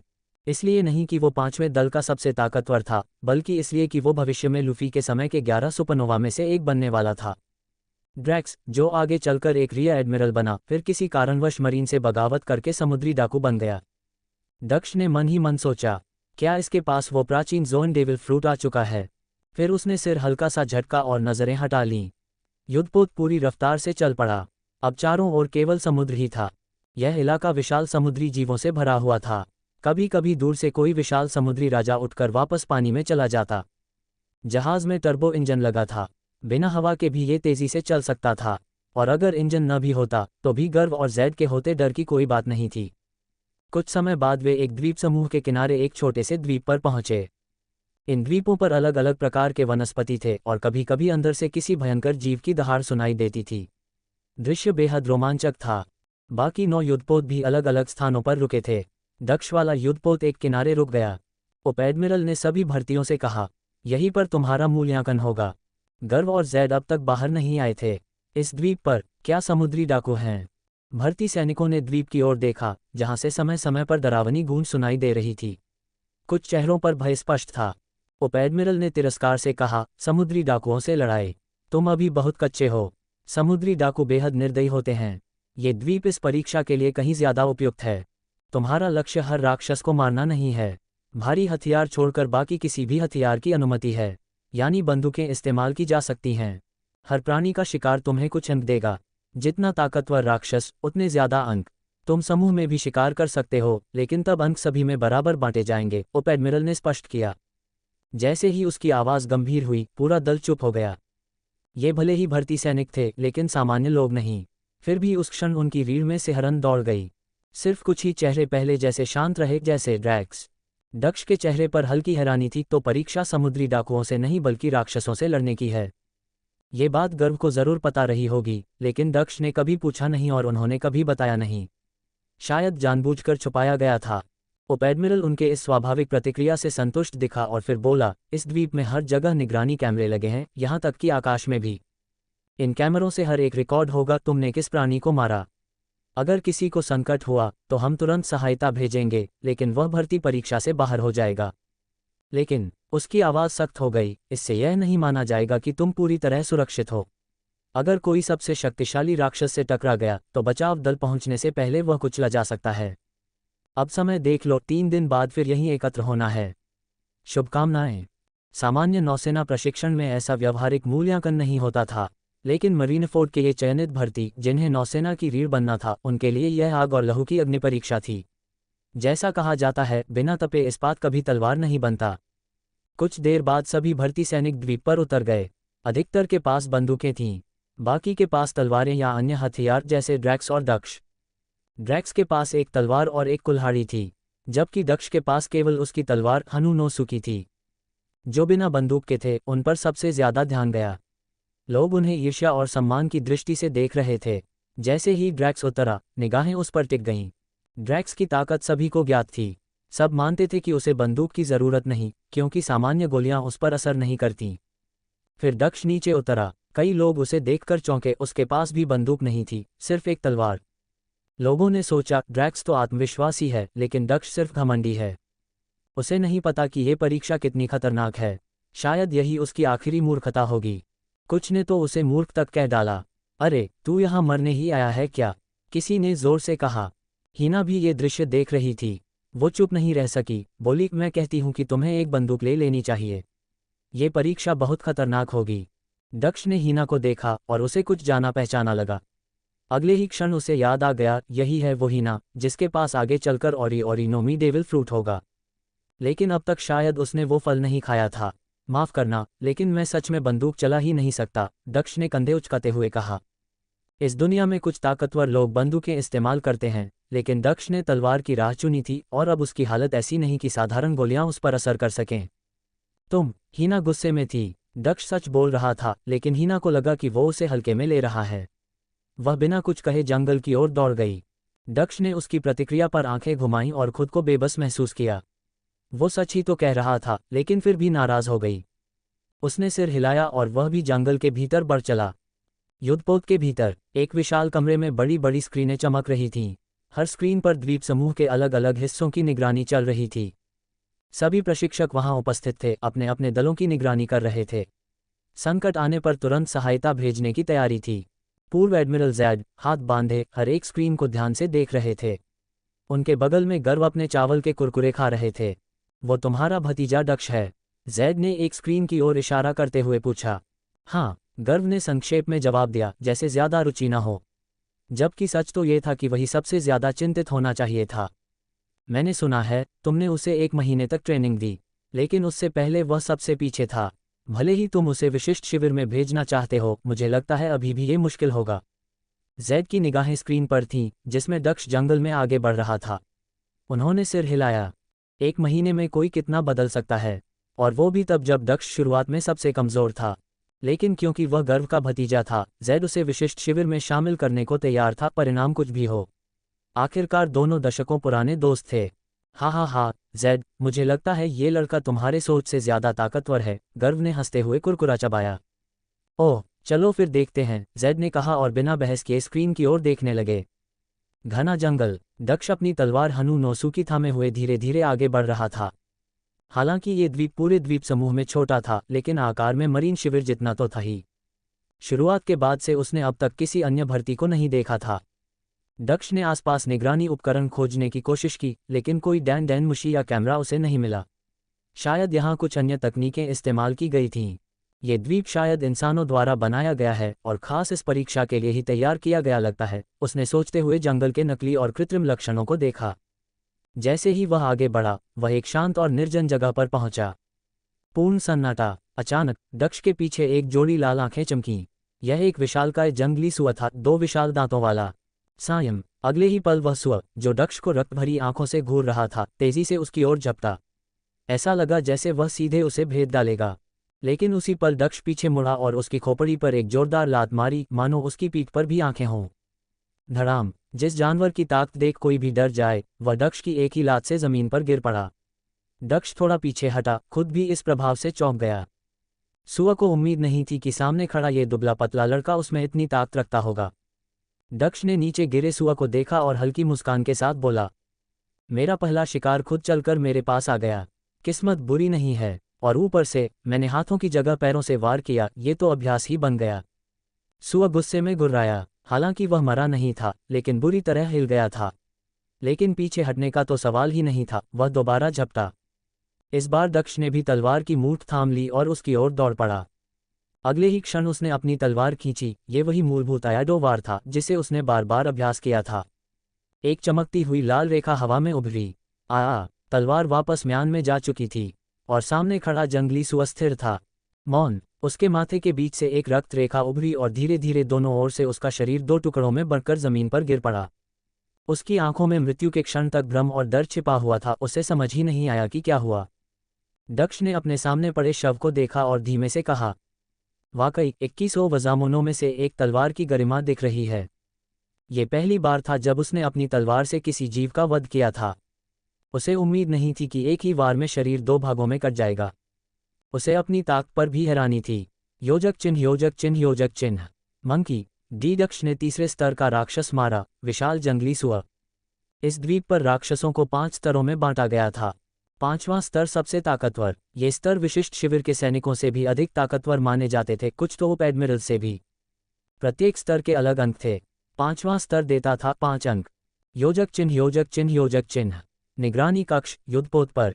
जैद ने स्क्रीन पर दक्ष को सुअर को एक वार में काटते देखा और कहा, ताकत अच्छी है, शायद आम शिविर के कई लोगों से बेहतर। लगता है 1 महीने की ट्रेनिंग का असर है। और हाँ, वो तलवार, क्या वो वज़ामुनों में से एक है? गर्व मुस्कुराया। हा हा हा, दक्ष को तलवारें पसंद हैं तो? जैद ने सिर हिलाया। उसकी तलवारबाजी अब भी बहुत कच्ची है। वो सिर्फ ताकत पर निर्भर करता है, तकनीक नहीं है। हनु नोसुकी जैसी तलवार भी बड़े राक्षसों पर असर नहीं कर पाएगी अगर उसे चलाना नहीं आता। उसे आगे मुश्किल जरूर होगी। जैद ने तीनों वर्तमान एडमिरल्स को प्रशिक्षित किया था, इसलिए उसका मूल्यांकन हमेशा सटीक होता था। लेकिन तभी गर्जना, एक भयंकर दहाड़ पूरे कक्ष में गूंज उठी। स्क्रीन पर उन्होंने देखा जैसे ही दक्ष ने सुअर को मारा, उसके सामने एक विशाल छाया उभरी, सुअर से भी 2 गुनी ऊंची। एक ब्राउन बैक एपे। जैड और गर्व तुरंत सतर्क हो गए। यह कोई साधारण जीव नहीं था, बल्कि स्तर 5 का राक्षस। दक्ष जैसे भर्तियों के लिए यह मौत का दूसरा नाम था। जैड बोला, उसकी ताकत से वह अधिकतम स्तर 4 तक का सामना कर सकता है। और ये तो स्तर 5 है, वो भी ब्राउन बैक एपे। गंभीरता में उसने वाक्य अधूरा छोड़ दिया। निर्णय लेना अब गर्व पर था, क्योंकि दक्ष उसका भतीजा था।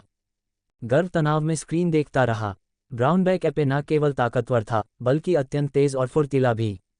अगर कोई दूसरा स्तर 5 राक्षस होता तो दक्ष शायद अपनी ट्रेनिंग से बच निकलता, लेकिन इस राक्षस से भागना भी असंभव था। गर्व के दांत भिंच गए। वह जानता था अगर दक्ष कुछ भी न कर पाया तो वह एक सेकंड भी नहीं गंवाएगा। उसकी मांसपेशियां तन चुकी थीं। बस अब कुछ क्षण और, या तो दक्ष चमत्कार करेगा या गर्व एक पिता समान युद्धपोत से उड़ान भर देगा। जंगल के बीचों बीच जैसे ही दक्ष ने विशाल जंगली सुअर को मार गिराया और अपनी तलवार म्यान में रखी, तभी अचानक एक लेवल 5 रैंक का राक्षस भूरे पीठ वाला वानर सामने आ गया। ये वानर लगभग 3 गुना ऊंचा था, एक पहाड़ जैसा विशाल। उसकी भुजाएं बेहद मजबूत थीं, इतनी ताकतवर कि एक ही झटके में वह सुअर को चीर सकता था। दक्ष का चेहरा गंभीर हो गया। सच में इस द्वीप पर ऐसे राक्षस भी हैं। 10 रंगरूप भी इसे नहीं हरा सकते। वानर ने जोरदार गर्जना की। वो शायद सुअर का पीछा कर रहा था ताकि उसे खा सके, लेकिन उसका शिकार छीन लिया गया था। दक्ष की तरफ देखते हुए उसने अपनी छाती पीटी और मारने का इरादा जताया। क्षण भर में ही वह दक्ष की ओर दौड़ पड़ा। वानर की रफ्तार जबरदस्त थी, सुअर से कई गुना तेज। उसने एक जोरदार मुक्का दक्ष की ओर फेंका। दक्ष ने तुरंत अपनी तलवार होनो नो तसुकी निकाली और सीधे उसके हाथ की तरफ वार किया। आह! खून की धार निकली और जमीन पर बिखर गई। भूरे पीठ वाला वानर, जो बहुत मजबूत था, उसकी त्वचा तो कट गई लेकिन हड्डियां इतनी सख्त थीं कि तलवार भीतर तक नहीं जा पाए। वानर ने फिर जोर से दहाड़ मारी। वो सोच रहा था कि एक ही मुक्के में दक्ष मर जाएगा, लेकिन जब दक्ष ने उसे जख्मी कर दिया तो वो बुरी तरह गुस्से में आ गया। त्वचा और मांस कट रहा है लेकिन हड्डियां नहीं, शायद मेरी ताकत कम है। दक्ष तुरंत पीछे हट गया, करीब 10 मीटर दूर। यहां आते ही ऐसा शक्तिशाली राक्षस मिला। उसने सिर उठाया। चेहरा शांत था, कोई डर नहीं बल्कि एक हल्की मुस्कान थी। ये सौभाग्य है या दुर्भाग्य? उसने तलवार सीने के सामने उठाए और सीधे वानर की तरफ इंगित की। वानर ने देखा कि दक्ष फिर से लड़ना चाहता है। उसने दहाड़ मारी और फिर दौड़ पड़ा। दक्ष ने फिर तलवार ऊपर उठाई और नीचे गिरा दी। वानर ने तलवार को बीच में ही अपने 2 अंगूठों से पकड़ लिया और जोर लगाने लगा ताकि तलवार दक्ष के हाथ से छीन ले। लेकिन वानर को इस बात का जरा भी अंदाजा नहीं था कि दक्ष की आंखों में लपटें थीं। तलवार से अचानक गर्म सुनहरी आग फूट पड़ी। आग की लपटें देखकर वानर पल भर को चौंक गया। बूम! गर्म सुनहरी लपटें वानर के चेहरे पर सीधे फट पड़ीं। वो डर से कांप गया और भागने की कोशिश करने लगा, लेकिन बहुत देर हो चुकी थी। वानर तेज था, लेकिन आग उससे भी तेज। पल भर में वह आग की लपटों से घिर गया। लाल धुएं जैसी लपटें आसमान तक उठीं और वानर एक जलते हुए अग्नि पिशाच में बदल गया। अगले ही पल एक विस्फोट हुआ और आसपास भुने मांस की गंध फैल गई। रररार! वानर ने जोर से चीखी। उसकी आंखें जल चुकी थीं और पूरा शरीर आग से झुलस रहा था। वो जोर जोर से पेड़ों पर गिरता पड़ता लौटता रहा और आग बुझाने की कोशिश करता रहा, लेकिन झाड़ियों में और भी आग लग गई। चीखें जंगल में गूंज रही थीं। योजक चिन्ह, योजक चिन्ह, योजक चिन्ह! ये क्या? ये नामुमकिन है। युद्धपोत की निगरानी कक्ष में बैठे सभी लोग चौंक उठे। ये आग की तलवार थी। ये मजाक तो नहीं। सभी लोग दक्ष को स्क्रीन पर देख रहे थे, जो पहले लेवल 3 राक्षस से लड़ रहा था। जब वानर ने दक्ष की तलवार पकड़ी, सबको लगा कि अब दक्ष मारा जाएगा। लेकिन तभी तलवार से आग निकली और वानर जल उठा। पूर्व एडमिरल जैद भी, जो दक्ष के 1 महीने की प्रैक्टिस से पहले ही प्रभावित थे, अब तो पूरी तरह चौंक गए। ये कोई शैतानी फल की शक्ति नहीं लगती। आग दक्ष के शरीर से नहीं बल्कि उसकी तलवार से निकली थी। तो अब सिर्फ 2 ही संभावनाएं थीं, या तो दक्ष की तलवार इतनी तेजी से झुलसी थी कि आग पैदा हो गई, या फिर ये सचमुच अग्नि की तलवार है। जिस गति से दक्ष की तलवार से आग निकली थी, अगर वह चाहे तो बिना किसी शक्ति के ही 10 भूरे पीठ वाले वानरों को 2 टुकड़ों में बांट सकता था। लेकिन जब उसने वार किया था, तब न तो उसकी गति बहुत तेज थी और न ही वार में इतनी शक्ति थी। फिर भी तलवार से आग निकली, इसका मतलब साफ था, ये शक्ति दक्ष की नहीं, तलवार की थी।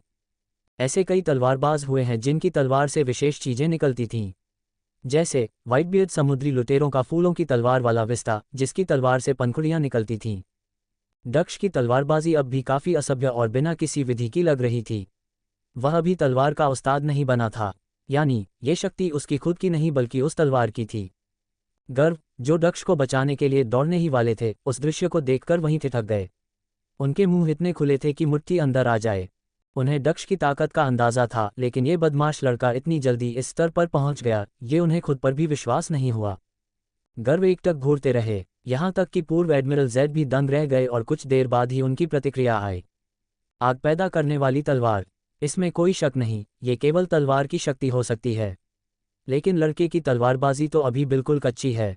साफ है, वो अभी सीख ही रहा है। इस बूढ़े ने सुना तो था कि ऐसे जन्मजात प्रतिभाशाली होते हैं, लेकिन देखा पहली बार है। सोच भी नहीं सकता था कि तलवार से आग निकालने की शक्ति के साथ कोई पैदा भी हो सकता है। ये तो साधारण प्रतिभा नहीं है, जन्म से तलवार के लिए बना। जैद के लिए भी ये पहला अनुभव था। गर्व, ये दक्ष ही है न? वाकई में तुम्हारा भतीजा है। जैद ने गर्व की ओर देखा, आवाज में थोड़ी शंका थी। गर्व अभी भी शौक में थे, लेकिन जैसे ही उन्होंने जैद की बात सुनी, वे हंस पड़े। हा, जैद, तुम तो इसे मानने को तैयार ही नहीं। मसला मानने का नहीं है, बात बस इतनी अकल्पनीय है। जैद बड़बड़ाए, कौन मानेगा कि कोई लड़का जन्म से ही तलवारबाज हो सकता है। लेकिन अब ये साफ हो चुका था कि ये शक्ति दक्ष की तलवारबाजी से थी। जैसे विस्ता की तलवार से फूल निकलते हैं, वैसे ही दक्ष की तलवार से आग। गर्व और जैद की बातचीत सुनकर कंट्रोल रूम में मौजूद सारे लोग धीरे धीरे होश में आए। ऐसी प्रतिभा सिर्फ दंतकथाओं में सुनी थी, पर आज उनके सामने खड़ी थी।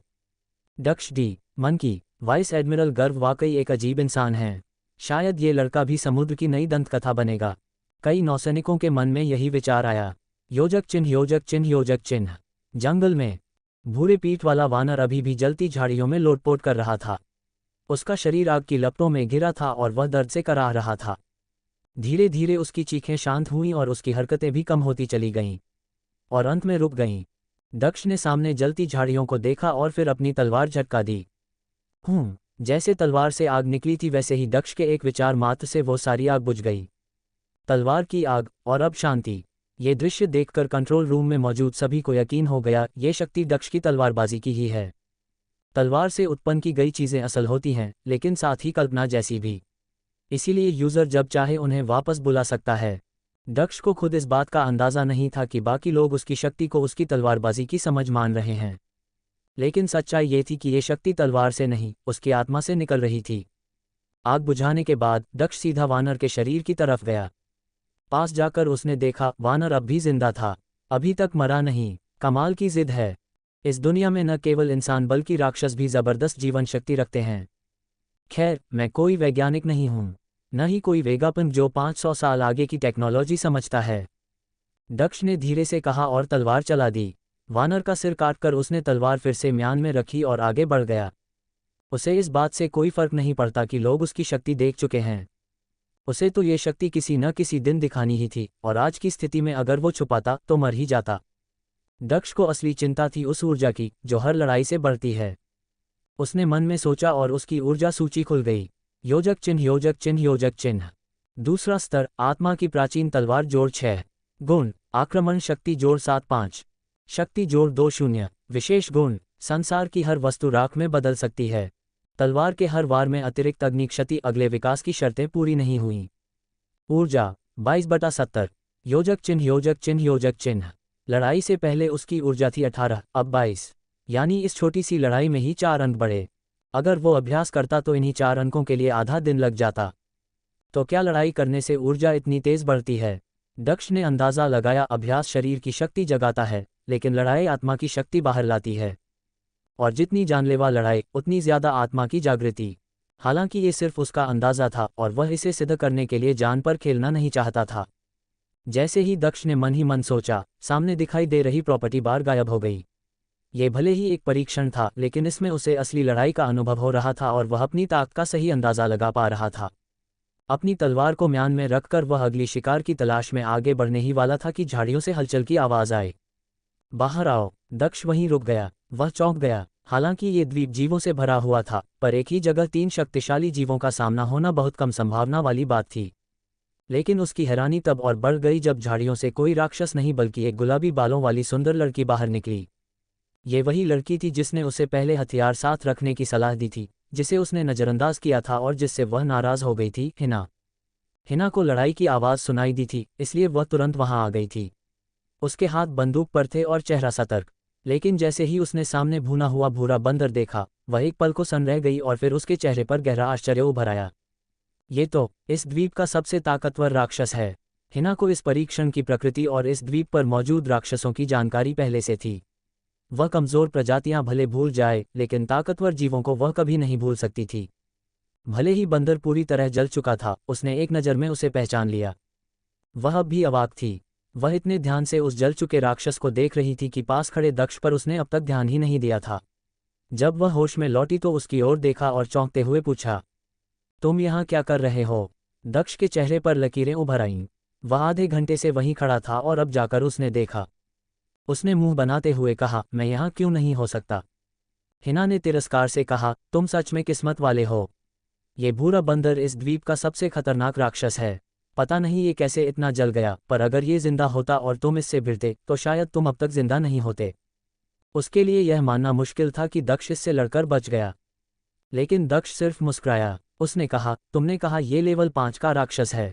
इसका क्या मतलब? तुम्हें ये भी नहीं पता? हिना ने अजीब निगाहों से उसे देखा, फिर समझाया, इस द्वीप के जीवों को 5 स्तरों में बांटा गया है। लेवल 1 सबसे कमज़ोर और लेवल 5 सबसे ताकतवर। ये भूरा बंदर लेवल 5 का है। तो इसका मतलब मैंने एक लेवल 5 राक्षस को मारा है, यानी मेरे अंक बहुत बढ़ गए होंगे, दक्ष ने सोचा। हिना ने भी सहमति में सिर हिलाया, हाँ, अगर तुमने सच में इसे मारा है तो उसको ज़रूर। वह बोलते बोलते रुक गई। क्या कहा तुमने? उसने आंखें चौड़ी करते हुए पूछा।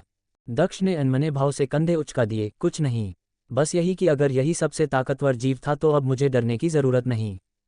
उसकी आग वाली तलवार से यह बंदर मारा जा चुका था। अब उसे यकीन था कि कोई भी राक्षस उसके लिए खतरा नहीं। हिना ने कुछ नहीं कहा। वह धीरे धीरे उसके पास आए और अपना हाथ बढ़ाकर उसके माथे पर रख दिया। तुम क्या कर रही हो? दक्ष चौंक गया। हिना ने गंभीरता से उसकी ओर देखा और कहा, मुझे लगता है तुम्हें बुखार है। अगर तबीयत ठीक नहीं है तो प्रशिक्षक को बुलाकर यहाँ से निकल जाओ।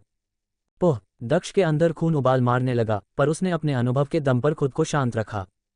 मैं नहीं जाऊंगा, मैं और शिकार खोजूंगा, अलविदा, वह कहकर सीधा मुड़ा और जाने लगा।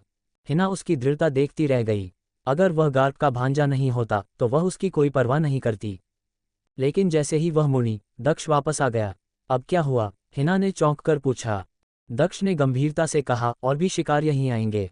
उसे यकीन था कि भुना हुआ बंदर बाकी राक्षसों को अपनी ओर खींच लाएगा। उसे समूह युद्ध से डर नहीं था।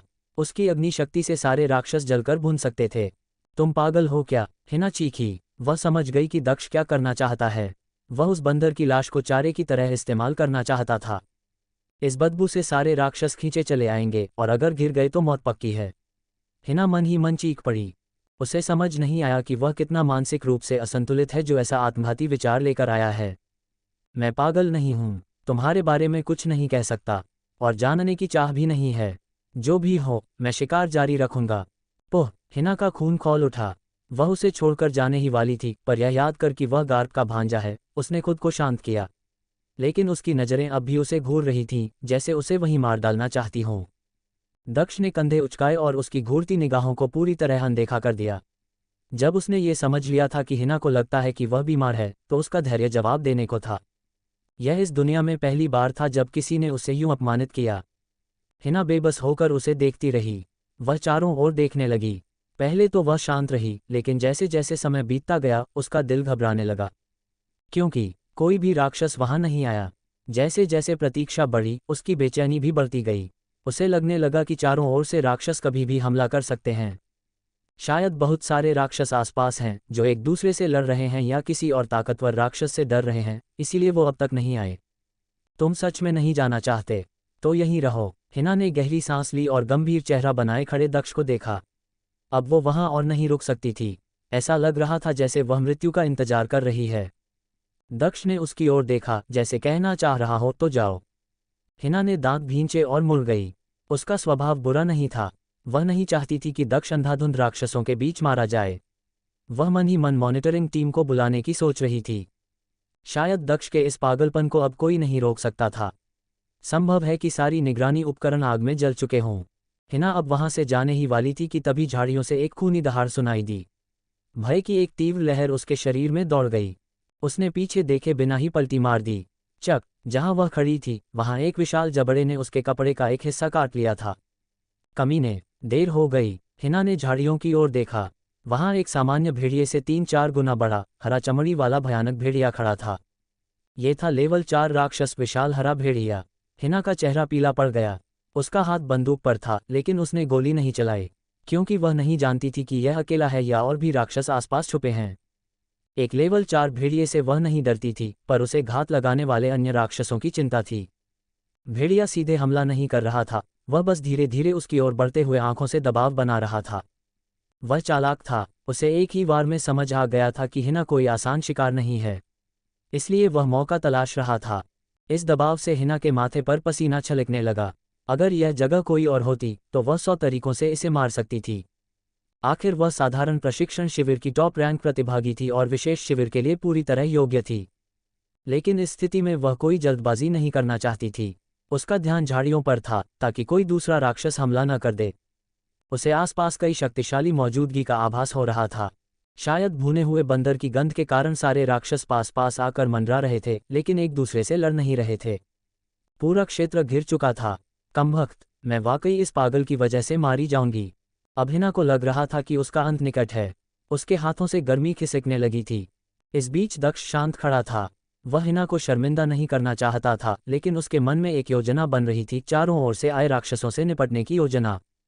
असल में उसे कोई योजना बनाने की जरूरत नहीं थी। ये जगह उसके लिए अनुकूल थी।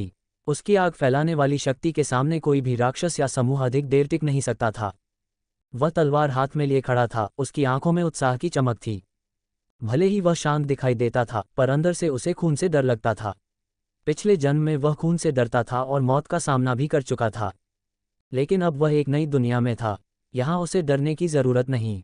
चारों ओर राक्षसों से घिरा उसका डर धीरे धीरे खत्म हो रहा था। उसके चेहरे पर उत्साह की मुस्कान थी। एक हाथ में होनो नो तसु की तलवार, दूसरे हाथ में म्यान।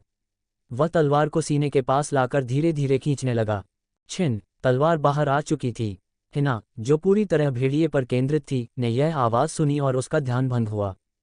उसी पल भेड़िया उसकी ओर झपटा। उसकी आंखों में हत्या की लालसा थी।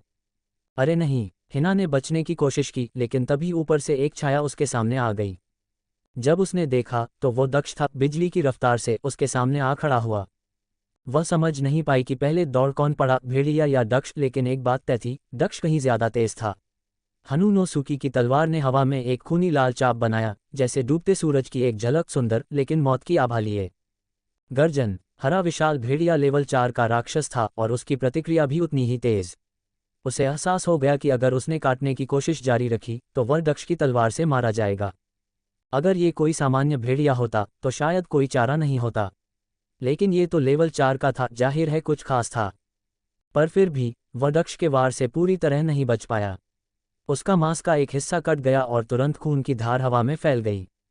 लाल खून जमीन पर गिरते ही ऐसे लगा जैसे कोई खूबसूरत फूल खिला हो। दक्ष ने वार रोकने का नाम नहीं लिया। अगली ही पल उसने अपनी तलवार भेड़िए के सिर की ओर घुमा दी। गर्जन! घायल भेड़िया कांप गया जब उसने देखा कि दक्ष की तलवार सीधे उसके सिर पर आ रही है। उसने अपनी जबड़े खोल दिए ताकि वार को रोक सके और दक्ष के हाथ से तलवार छीन सके। लेकिन दक्ष सिर्फ मुस्कुराया। उसकी मुस्कान में थोड़ी लाचारी थी और थोड़ी दया भी। भेड़िए को देखते हुए उसने हल्के से सिर हिलाया। क्यों? मेरी तलवार ही क्यों चबानी थी? और उसी पल तलवार से आग का एक तेज लपट सीधा भेड़िए के मुंह के अंदर से होकर उसके पेट तक जा पहुंची। अगली ही पल, जैसे भेड़िए को बिजली का झटका लगा हो, उसने तुरंत तलवार छोड़ दी और एक आवाज तक नहीं निकाल पाया। उसका पूरा शरीर 2 बार कांपा और फिर वह वहीं जमीन पर गिर पड़ा। उसके मुंह से थोड़ी सी आग बाहर निकल रही थी। ये देखकर हिना की आंखें हैरानी से फैल गईं। मर गया। शुरुआत से लेकर अंत तक, जहां उसने हमला किया और जहां भेड़िया मरा, ये सब एक पल में हो गया।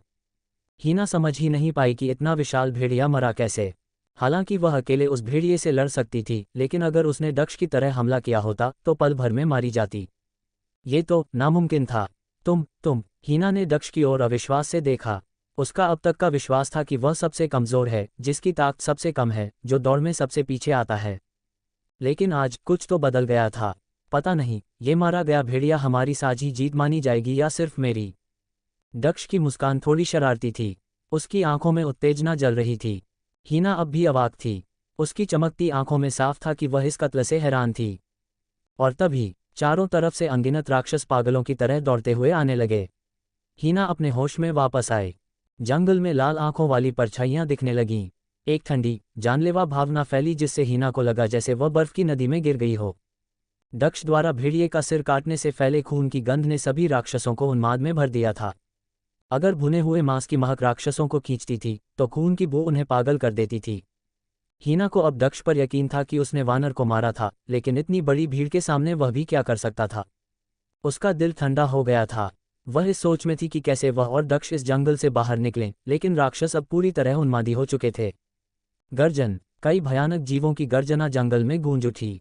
हालांकि कई प्रशिक्षुओं ने ये आवाज़ सुनी, लेकिन कोई पास नहीं आया, उन्हें अपनी जान की फिक्र थी। परीक्षा चाहे राक्षसों को मारने की हो, लेकिन कोई भी इतनी जल्दी मरना नहीं चाहता। उनका मानना था कि अब राक्षस ही शिकार कर रहे हैं। एक पल में पूरा जंगल अराजक हो गया। राक्षस एक दूसरे पर टूट पड़े और कुछ की निगाहें अब हीना और दक्ष पर थीं, शिकार की तरह। चारों तरफ से रास्ते बंद हो गए। हीना डर के मारे पीली पड़ गई।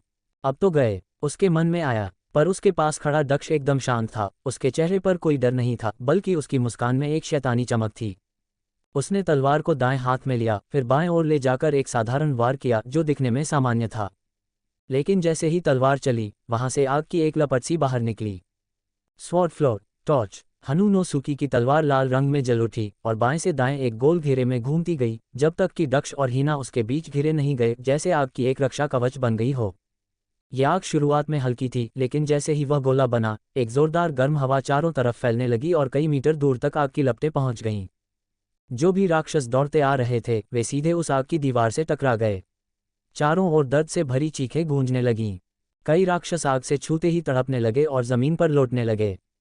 कुछ फिर भी आग में कूदे और दक्ष से भिड़ने आए और सब उसके हाथों कट गए। आग की रेखा 10 मीटर तक फैलती रही। दक्ष की तलवार और आग की दीवार के सामने खड़े होकर कई राक्षस कांपने लगे। उनमें से अधिकतर आग से डरते थे और अब वे रुक गए थे। इस पल हीना आग के घेरे के बीच खड़ी थी और उसके चेहरे पर अब भी अविश्वास की छाया थी। आग। दक्ष अपनी तलवार से आग निकाल सकता था। हीना ने विस्मय से दक्ष को देखा, जो अपनी तलवार थामे खड़ा था। वह आग को नियंत्रित कर सकता है। उसे अचानक वह लेवल 1 वानर याद आया जो जल गया था। पहले उसे शक था कि शायद दक्ष वहां तब पहुंचा जब वह पहले ही मारा जा चुका था, लेकिन अब लग रहा था कि वास्तव में उसी ने मारा था। हीना अब भी दक्ष की आंखों में देख रही थी, जैसे ये सब मान पाना उसके लिए मुश्किल हो। सिर्फ 1 महीने में इतना बड़ा परिवर्तन। जब वह अभी भी दक्ष को देख रही थी, तभी वह आग के घेरे से बाहर कूद पड़ा और राक्षसों को एक के बाद एक काटता गया। कई राक्षस जमीन पर दर्द से कराह रहे थे, लेकिन ज्यादा देर नहीं लगी, सब एक एक कर गिरते गए। हनुनोसुकी की तलवार पर लपटें लिपटी थीं और इतने रक्तपात के बाद भी उस पर खून की एक बूंद तक नहीं थी। सारा खून जलकर भाप बन चुका था। यहां तक कि जमीन पर भी कोई खून नहीं दिख रहा था। सोने सी चमकती लपटें ऊपर नीचे उड़ रही थीं। दक्ष जैसे कोई अग्नि साधक हो या कोई सुनहरी ज्वालामुखी जो अपने रास्ते की हर चीज को भस्म कर देता हो। दक्ष ने अंतिम 10 राक्षसों को भी खत्म किया। फिर उसकी तलवार की आग धीरे धीरे शांत होने लगी। अब जाकर हीना धीरे धीरे होश में आए। वह अब भी इस पर विश्वास नहीं कर पा रही थी। धीमे स्वर में बोली, क्या तुम सच में दक्ष हो? दक्ष ने मुस्कुराकर उसकी ओर देखा, तो फिर मैं कौन हो सकता हूँ? उसके चेहरे पर आत्मविश्वास था और शायद हीना को अब जाकर दक्ष की असली ताकत समझ आई थी। इस बीच जंगल में आग अब भी जल रही थी। चूंकि यह जंगल था, इसलिए अगर आग फैली तो इसे रोकना कठिन होगा, और अगर इसे काबू में नहीं लाया गया तो पूरी टापू जल सकती थी। अगर आग ज्यादा फैली तो शायद वे लोग खुद उसे रोक लेंगे। अभी थोड़ी है तो कोई परेशानी नहीं होनी चाहिए। तो चलो शिकार फिर से शुरू करते हैं। दक्ष की आंखों में उत्तेजना थी। वह अब उन राक्षसों का शिकार करना चाहता था जो भागने की कोशिश कर रहे थे। अब जंगल के राक्षस आग से दब चुके थे और उनकी जन्मजात डर की भावना बाहर आ रही थी। दक्ष अब जैसे अग्नि सेनापति बन गया था। कोई भी राक्षस उसके पास आने की हिम्मत नहीं कर रहा था। सभी भागने लगे। उड़ो! ये देखकर दक्ष की आंखें चमक उठीं। उसके होठों पर वही शैतानी मुस्कान लौटी। उसने तलवार उठाई और झटका दिया। हनुनोसुकी फिर से आग से लिपटी और जब उसने तलवार घुमाई तो उसमें से 5 आग के गोले निकले और 5 भागते राक्षसों की ओर बढ़े। वो राक्षस बदकिस्मत थे। भले ही वे सीधा वार बचा ले गए, लेकिन अगले ही पल उनकी देह आग पकड़ चुकी थी। वे जमीन पर लौटने लगे, पर आग नहीं बुझी। उनके लौटने से आसपास की झाड़ियां भी आग की चपेट में आ गईं। अब बड़े राक्षस डरकर अपने पंजे समेटते हुए जंगल की गहराई की ओर भागने लगे। लेकिन दक्ष कैसे उन्हें भागने देता? अब भागना चाहते हो? बहुत देर हो चुकी है। उसकी मुस्कान देखने वाला सोचता कि यह कोई मासूम चेहरा है जो किसी को नुकसान नहीं पहुंचा सकता। लेकिन तलवार फिर लहराए। स्विश! एक और बार आग चारों ओर फैल गई। अब तो पूरा मैदान जल उठा। राक्षस डरकर भागने लगे। कुछ आग की चपेट में आ गए, कुछ घबराकर पेड़ों से टकरा गए। जंगल जल उठा। दक्ष आग के पीछे चल रहा था। कोई भी राक्षस उसका सामना नहीं करना चाहता था। यहां तक कि लेवल 5 राक्षस भी उससे डरकर भाग रहे थे। वह अपनी तलवार से भागते राक्षसों को काटता जा रहा था। अब तक दर्जनों को मार चुका था। हीना अब तक उसके साथ थी। उसकी आंखों में उलझन और दिल में धड़कन थी। क्या ये सच में वही दक्ष है? अगर उस आग की गर्मी न महसूस होती तो हिना समझती यह सब कोई सपना है। हर ओर आग थी, यह इलाका अब जैसे आग के समुद्र में बदल चुका था। दक्ष जहां भी जाता वहां आग लग जाती। जंगल में अब सिर्फ आग ही आग थी। वह अजेय लग रहा था। कोई भी राक्षस, चाहे कितना भी शक्तिशाली क्यों न हो, उसके सामने टिकने की सोच भी नहीं सकता था। जहां भी वह जाता वहां सब भस्म हो जाता। 10, 20, 50 हर रास्ते में आने वाला राक्षस मारा गया। लेवल 4 राक्षस भी आग के सामने नहीं टिक पाए और तलवार तो वैसे भी उनके लिए अंधी थी। ये वही टापू था जिसे नौसेना ने परीक्षा के लिए तैयार किया था, लेकिन अब दक्ष मानो इसे राख बनाने पर तुला हो। उधर जंगल के एक और हिस्से में ड्रेक एक लेवल 5 राक्षस से भिड़ा हुआ था। उसके कपड़े कुछ जगहों से फटे हुए थे और राक्षस के शरीर पर कई गहरे घाव थे। ले ये वार! ड्रेक की आंखों में गुस्सा भरा था और उसने जोर से अपने हथियार चलाए। धम! टकराव के बाद ड्रेक थोड़ा दूर जा गिरा, लेकिन उसकी वार से राक्षस पर एक और गहरा घाव बन गया। लेवल 5 राक्षस को मारना मुश्किल था। थोड़ी देर रुककर ड्रेक ने शव के पास खड़े होकर कहा, मैंने इसे बिना उस चीज का इस्तेमाल किए मार डाला। लगता है ये परीक्षा मेरे लिए कठिन नहीं है। उसने सिर हिलाया और आगे बढ़ने ही वाला था कि उसका चेहरा अचानक बदल गया। उसने एक और देखा। दूर से जंगल का एक हिस्सा लाल हो रहा था। ये आग है। उसकी आंखों में हैरानी आ गई। जब उसने देखा कि एक बड़ा हिस्सा जल रहा है और कोई उसे रोक नहीं रहा तो उसका चेहरा गंभीर हो गया। इतनी बड़ी आग, ये सामान्य नहीं हो सकती। शायद ये पूरी परीक्षा को प्रभावित कर दे। आखिर पूरा जंगल एक साथ कैसे जलने लगा? जंगल के दूसरे हिस्से में कुछ नौसैनिक रंगरूटों की टीम एक लेवल 4 राक्षस से भिड़ रही थी। कड़ी मशक्कत के बाद उन्होंने उसका सिर काट दिया। वाकई में लेवल 4 था, बहुत ही खतरनाक था। क्या हम और मार सकते हैं? एक घायल रंगरूट मुस्कुराने की कोशिश कर ही रहा था कि उसकी आंखें चौंक से फैल गईं। बाकी सभी ने उसकी हालत देखी और पीछे मुड़कर देखा। जंगल का एक हिस्सा पूरा लाल हो चुका था। जंगल जल रहा है। सबके चेहरों पर हैरानी थी। ये क्या इस टेस्ट का हिस्सा है? मजाक लग रहा है। नहीं, शायद ये कोई हादसा है। ऊपर वाले जल्दी ही इसे रोक देंगे वरना ये मूल्यांकन आगे नहीं बढ़ पाएगा। पर आग लगी कैसे? कई रंगरूटों में जिज्ञासा थी पर वहां जाने की हिम्मत किसी में नहीं थी। सब समझते थे वहां जाना मतलब जान से हाथ धो बैठना। ज्यादातर रंगरूट आग की दिशा से दूर भागने लगे। आग इतनी तेजी से फैल रही थी कि पूरे द्वीप से दिखाई देने लगी। कुछ के दिलों में डर घर करने लगा। अगर ये आग ऐसे ही फैलती रही तो मूल्यांकन को बीच में ही रोकना पड़ेगा। जंगल के जानवर और राक्षस भी उस इलाके से भागने लगे। इससे रंगरूटों के सामने शक्तिशाली राक्षसों से भिड़ने का खतरा और बढ़ गया। अगर मरीन इंतजार करते रहे तो रंगरूटों को भारी नुकसान हो सकता था। योजक चिन्ह, योजक चिन्ह, योजक चिन्ह। युद्धपोत पर बने मॉनिटरिंग रूम में बैठे मरीन अफसरों के माथे पर चिंता की लकीरें थीं। जब उन्होंने पहली बार देखा कि दक्ष आग को काबू में रख सकता है तो उन्हें आश्चर्य हुआ, और जैसे जैसे वह शक्ति बढ़ती गई आश्चर्य भय में बदलने लगा। क्या ये सच में तलवार से आग है या ये किसी शैतानी फल की ताकत है? जंगल राख में बदलने लगा था। अगर ये चलता रहा तो परीक्षा को जबरन रोकना पड़ेगा। कारण, क्योंकि एक रंगरूट की शक्ति इस मूल्यांकन से कहीं आगे थी। 5 मॉनिटर पहले ही जल चुके हैं। ये युद्ध मूल्यांकन है या जंगल जलाने की प्रतियोगिता? दक्ष की तलवार हर बार लहराने पर आग फैलती गई। अफसरों के सिर में दर्द बढ़ता गया। इतने वर्षों में कभी ऐसी स्थिति नहीं आई थी। अब तो दक्ष का स्कोप भी ट्रैक करना मुश्किल हो गया था। जेड ने हल्की मुस्कान के साथ कहा, अगर ये थोड़ा और चला तो गाप, तुम्हें इसे रोकना ही पड़ेगा। ये लड़का तो सब कुछ उलट पुलट कर देता है। गाप आराम से बैठे चावल के क्रैकर्स खा रहे थे, जैसे कुछ हुआ ही ना हो। जेड के चेहरे पर लकीरें थीं। सोचने लगे, गाप खुद हमेशा मुसीबत करता था, उसका बेटा और भी बड़ा सरदर्द बना और अब ये भतीजा। और तभी, जैसे दक्ष को सब समझ आ गया हो, उसने अचानक हमला रोक दिया और आग फैलना भी बंद हो गई। दक्ष ने अपनी तलवार हनु नोसुकी के साथ अग्नि को नियंत्रित किया और वह ज्वाला, जो पूरे द्वीप का 10वां हिस्सा निगल चुकी थी, धीरे धीरे शांत होने लगी। जैसे जैसे आग बुझती गई, युद्धपोत पर मौजूद सभी मरीन अफसरों ने चैन की सांस ली। फिर सबने एक दूसरे की ओर देखा। दक्ष अभी भी साधारण कैंप में है। ये मजाक है क्या? उसने तो इस मूल्यांकन में एक पूरा युद्धदल खत्म कर डाला। ऐसे प्रतिभाशाली को तो बहुत पहले ही एलीट कैंप में होना चाहिए था। योजक चिन्ह, योजक चिन्ह, योजक चिन्ह। ज्वाला के बीच दक्ष खड़ा था, तलवार हाथ में और दूसरे हाथ से ठुड्डी पकड़कर सोच में डूबा था। मुझे लगता है अब ऊपर वाले इस आग को देखकर खुद दखल देने को मजबूर हो गए होंगे। तलवार पर लिपटी आग को उसने अपनी 2 उंगलियों से हल्के से छुआ। शांत, धधकती आग धीरे धीरे ठंडी होने लगी। पूरी भूमि पर फैली ज्वाला अब बुझने लगी। आखिरकार हर तरफ राख ही राख बची। कहीं भी हरियाली का नामो निशान नहीं था। आग बुझ गई। दक्ष के पीछे खड़ी हीना स्तब्ध खड़ी थी। वो शुरू से दक्ष के साथ ही थी।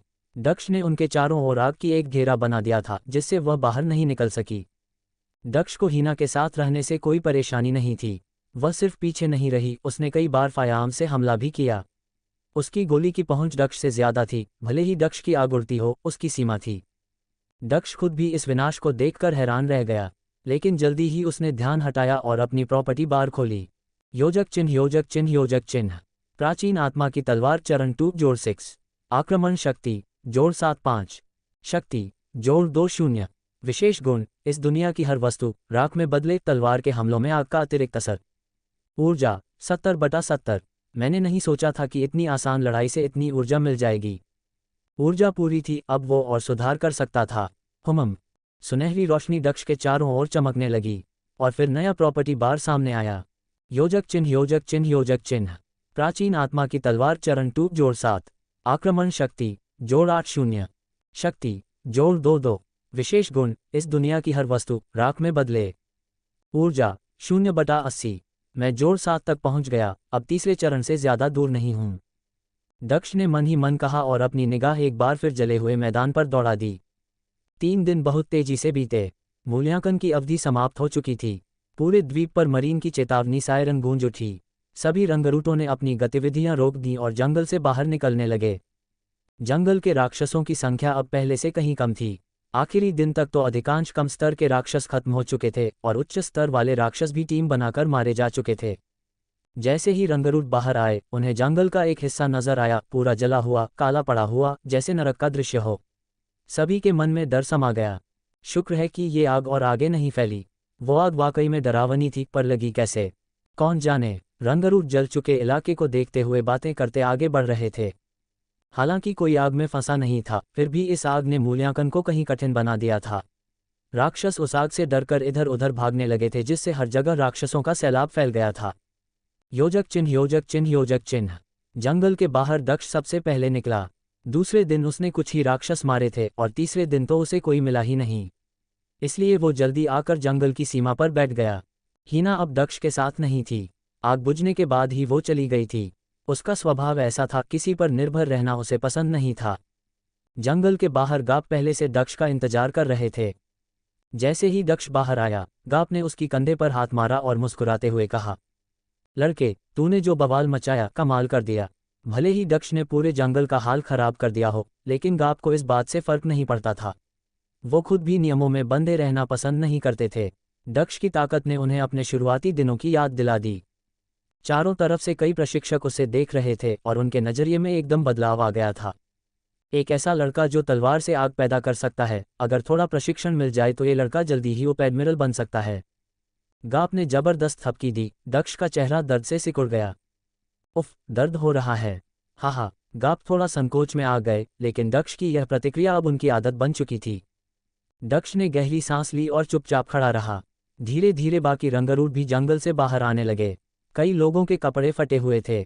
ये द्वीप खासतौर पर मरीन रंगरूटों के मूल्यांकन के लिए बनाया गया था। यहाँ बचाव टीम भी होती है, लेकिन फिर भी जंगल में खो जाना या मर जाना कोई अनोखी बात नहीं मानी जाती। इस बार कुछ घायल जरूर हुए, लेकिन केवल 2 मौतें हुई। समुद्री डाकुओं से लड़ाई होती तो ये संख्या दोगुनी हो सकती थी। जो घायल नहीं हुए थे या मामूली चोटें आई थीं, उन्हें आधे दिन का आराम मिला और फिर सभी को युद्धपोत पर वापस बुला लिया गया। योजक चिन्ह योजक चिन्ह योजक चिन्ह। आधे दिन बाद युद्धपोत मुख्यालय वापस लौट आए। मरीन फोर्ट के चौक में सभी रंगरूट इकट्ठा हुए थे। केवल दक्ष को गाप अपने साथ ले गए थे और कुछ गंभीर रूप से घायल रंगरूट को अलग रखा गया था। परिणाम घोषित नहीं हो रहे थे, इसलिए सभी रंगरूट फुसफुसाने लगे। तूने कितने मारे? 3 लेवल 3 के राक्षस मारे और लेवल 1-2 तो गिनती से बाहर हैं। मैंने एक लेवल 4 मारा। ये सुनकर आसपास के कई रंगरूट चौंक गए। सब जानते थे कि हर लेवल के साथ राक्षस की ताकत और स्को कई गुना बढ़ जाते हैं। तुम्हें क्या लगता है पहले नंबर पर कौन रहेगा? ड्रेक ही होगा। सुना है उसने लेवल 5 का राक्षस मारा है। ये सुनकर चारों तरफ सन्नाटा छा गया। ड्रेक की ताकत सबको मालूम थी। एलिट कैंप में भी कोई अकेले लेवल 5 के राक्षस से नहीं निपट सकता, और ड्रेक ने अकेले ही उसे हरा दिया। ड्रेक की ओर देख रहे सभी रंगरूटों की आंखों में प्रशंसा और डर था। तभी सख्त बूटों की आवाज़ सुनाई दी और सभी चुप हो गए। स्को गिन लिए गए हैं। अब मूल्यांकन का वास्तविक परिणाम घोषित किया जाएगा। एक मरीन रियर एडमिरल के नेतृत्व में पीछे खड़े मरीन पर्दे को खींचने लगे और प्रोजेक्शन डैन मशीना परिणाम दिखाने लगी। हर रंगरूट अपनी नज़रें स्क्रीन पर गड़ाए खड़ा था, अपना नाम, अपनी रैंकिंग देखने के लिए। कुछ राहत की सांस ले रहे थे, कुछ अपनी आंखें बंद किए खड़े थे। जब सबने अपना अपना परिणाम देख लिया तो अब सबकी नज़रें सबसे ऊपर वाले नाम पर टिक गईं। तभी रियर एडमिरल ने कहा, अब मैं टॉप 10 रंगरूटों के नाम पढ़ने जा रहा हूं। उसने एक सूची निकाली और पढ़ना शुरू किया। 10वें स्थान पर सौरव, 9वें स्थान पर हर्ष, उद्धरण चिन्ह ... उद्धरण चिन्ह। नाम पढ़ते पढ़ते सब शांत थे, क्योंकि लगभग सभी को अंदाजा था कि कौन कहां पर होगा। चौथा ह्यूजेस। ये सुनते ही हलचल मच गई। ह्यूजेस को सबने पहले 3 में मान लिया था। ये थोड़ा अजीब था। रियर एडमिरल ने भीड़ की बातों को नज़रअंदाज करते हुए कहा। तीसरा ड्रेक। ये सुनते ही सन्नाटा छा गया। सिर्फ ड्रेक ही नहीं, सारे रंगरूट चौंक गए थे। ड्रेक बस तीसरे स्थान पर। रैंकिंग की घोषणा हुई और नतीजों ने जैसे सबको चौंका दिया। ड्रेक ने अपनी पूरी ताकत नहीं लगाई थी, फिर भी तीसरे स्थान पर आना उसकी उम्मीद से बाहर था। ये कोई मजाक है क्या? कहीं गलती तो नहीं हो गई? भर्ती सैनिकों में अफरा तफरी मच गई। उनके लिए ड्रेक सबसे ताकतवर था, सिर्फ अपने समूह में ही नहीं बल्कि पूरे प्रशिक्षण शिविर में। और अब वो तीसरे स्थान पर। ये तो सरासर मजाक था। भीड़ में सिर्फ एक व्यक्ति था जिसे कोई हैरानी नहीं हुई, हिना। उसकी आंखों में चमक थी और उसने गहरी सांस ली। तभी उसने अनुमान लगाया कि ये क्या हुआ होगा। शांति। रियर एडमिरल ने जब देखा कि मामला हाथ से निकल रहा है तो कड़क आवाज में चिल्लाया। उसकी आवाज बिजली की तरह गूंजी और सभी चुप हो गए। फिर भी बहुतों की आंखों में अविश्वास झलक रहा था। रियर एडमिरल ने गंभीरता बनाए रखी, लेकिन जब उसने पहली बार नतीजे देखे थे तब वह खुद भी चकित रह गया था। दूसरा स्थान हिना। ये सुनकर सबकी आंखें फटी रह गईं। हिना ने ड्रेक से ज्यादा अंक पाए। हिना ताकतवर है, पर ड्रेक से ज्यादा। ये यकीन कर पाना कठिन था। हालांकि ड्रेक के समूह में हिना भी थी और संभव था कि उसने ज्यादा स्कोर किया हो। लेकिन पहला स्थान फिर किसका है? सभी के मन में एक ही नाम कौंधा जो सूची में था ही नहीं, और तुरंत उस विचार को झटक दिया गया। शांत हो जाओ, रियर एडमिरल ने फिर से डांटा और माहौल फिर से ठंडा हो गया। पहला स्थान दक्ष। एकदम सन्नाटा छा गया। इतना गहरा सन्नाटा कि अगर कोई सुई गिरा दे तो उसकी आवाज सुनाई दे। सभी एक दूसरे को देखने लगे, जैसे उन्हें विश्वास ही नहीं हुआ हो कि उन्होंने सही सुना। और फिर अगले पल मैदान में बवाल मच गया। ये तो सरासर धोखा है। पहला स्थान दक्ष। वो सबसे कमजोर रिक्रूट था। वो वाइस एडमिरल कार्तिकेय का भांजा है, लेकिन इसका मतलब ये नहीं कि रिजल्ट में मनमानी की जाए। ये बहुत ज्यादा हो गया। दक्ष ने अगर अपने रिश्तों का फायदा उठाकर दूसरा या तीसरा स्थान भी पाया होता तो चल जाता, पर पहला। ये बात सबके गले नहीं उतरी। हमें चुप कराना चाहते हो? रियर एडमिरल ने फिर डांटा, लेकिन अब तो सैनिकों का गुस्सा फूट पड़ा था। किसने दक्ष को पहला स्थान दिया? ये सारा खेल तो सिफारिश का है। आप सब ने आंखें मूंद ली, जैसे कुछ देखा ही नहीं। इस बार रियर एडमिरल का गुस्सा भड़क उठा। उसने जोर से चिल्लाया और पूरा मैदान जैसे हिल गया। सबके कानों में गूंज रह गई। आखिरकार माहौल थोड़ा शांत हुआ। क्या यही व्यवहार है अपने उच्चाधिकारी से? जो लोग बोल रहे थे वो सामने आए। कैस, अब तक जिसे सब रियर एडमिरल कहते थे, उसका नाम भी सामने आ गया। कोई आगे नहीं आया। सब एक दूसरे को देख रहे थे लेकिन चुप रहे। कैस ने देखा कि कोई सामने नहीं आया तो बोल पड़ा, तुम सबको इस रैंकिंग की सच्चाई पर शक है ना? कोई बोला नहीं, पर आंखें सब कह रही थीं, ठीक है। तो सुनो, इस बार के मूल्यांकन से सीधे एलीट कैंप में प्रमोशन नहीं होगा, बल्कि 1 महीने बाद एक प्रतियोगिता होगी। चयन उसी प्रतियोगिता के आधार पर होगा। ये मूल्यांकन युद्ध आधारित था, इसलिए किसी भी तरह की सिफारिश या पक्षपात की कोई गुंजाइश ही नहीं थी। इसलिए अच्छे से तैयारी करो। अब जाकर माहौल थोड़ा शांत हुआ। ड्रेक ने भौहें सिकोड़ लीं, लेकिन फिर उसके चेहरे पर शांति लौट आई। प्रतियोगिता आधारित चयन। अब जब सबके सामने लड़ाई होगी तो कोई चालाकी नहीं चलेगी। अब शांत हो गए हो तो कल से कड़ी मेहनत शुरू करो। कैस ये कहकर मुड़ा और चला गया। थोड़ी देर तक मैदान में फिर से शांति छाई रही। सभी एक दूसरे को देखकर धीरे धीरे शांत हो गए। मुझे नहीं लगा था कि 1 महीना बाद प्रतियोगिता होगी। लगता है इस बार रिजल्ट में इतना गड़बड़ हुआ कि मजबूरी में प्रतियोगिता रखनी पड़ी। अब जबकि मुकाबला सबके सामने होगा तो दक्ष की सच्चाई सब जान लेंगे। सैनिक आपस में बातें करते रहे, ताने कसते रहे। हिना सब सुन रही थी, लेकिन उसके चेहरे पर मुस्कान आ गई। उसकी आंखों में चमक थी। एक प्रतियोगिता आधारित चयन मजेदार होगा। उसके मन में दक्ष की छवि उभरी, जलती हुई लपटों के बीच खड़ा, एक आग का सागर उसके पीछे। उसके होठों पर एक हल्की मुस्कान तैर गई। मूल्यांकन समाप्त होते ही दक्ष सीधे अपने आंगन में लौट आया। उसे न तो परिणामों में कोई दिलचस्पी थी और न ही रैंकिंग में। ऐसा नहीं कि वह यश और प्रसिद्धि से बिल्कुल विरक्त था, लेकिन वह पहले ही अनुमान लगा चुका था कि क्या होने वाला है। वैसे भी यह सिर्फ एक सामान्य शिविर मूल्यांकन था, इससे ज्यादा कोई अहम बात नहीं थी। इस समय दक्ष कमलासन में बैठा था, उसकी गोद में उसकी तलवार होनो नो तसुकी। इस बार के मूल्यांकन में उसने एक तरफा प्रभुत्व दिखाया और अधिकांश राक्षसों का सफाया कर डाला, लेकिन फिर भी वह खुद पर घमंड नहीं कर बैठा। असल में वह इतना कुछ कर सका क्योंकि जंगल का वातावरण उसकी शक्ति के लिए अनुकूल था। यदि वही लड़ाई किसी खुले मैदान में होती तो उसकी वर्तमान ताकत ज्यादा कुछ कर नहीं पाती। हालांकि ये सोचकर वह निराश नहीं था, लेकिन उसके मन में अपनी युद्ध क्षमता को लेकर एक चिंता थी। उसे अभी तक कोई विशेष चाल नहीं आती थी। उसकी तलवारबाजी केवल आग पर आधारित थी और वह केवल तलवार को घुमा सकता था। साधारण समुद्री डाकू तो उससे परास्त हो जाते, लेकिन यदि सामने कोई सशक्त विरोधी आ खड़ा होता तो वह आसानी से उसकी लपटों से बच निकलता। एक खास चाल होना जरूरी है। मेरी ताकत फ्लेम्स में केंद्रित है और मेरे पास अभी 2 ही तकनीकें हैं। दक्ष ने हाल ही की लड़ाइयों को याद किया और निष्कर्ष निकाला। क्रिएट सबसे बुनियादी वार, जिससे आग की लपटें निकलती हैं। अग्नि तलवार, टॉर्च, ये चाल आधी आक्रमणात्मक और आधी रक्षात्मक होती है। ये चारों ओर आग की दीवार बना देती है, जिससे दुश्मन का वार भी रोका जा सकता है और भागने का रास्ता भी। क्रिएट में वार घातक होता है, लेकिन आसानी से बचा जा सकता है। वहीं टॉर्च में सुरक्षा तो बेहतर है, लेकिन हमला उतना घातक नहीं होता।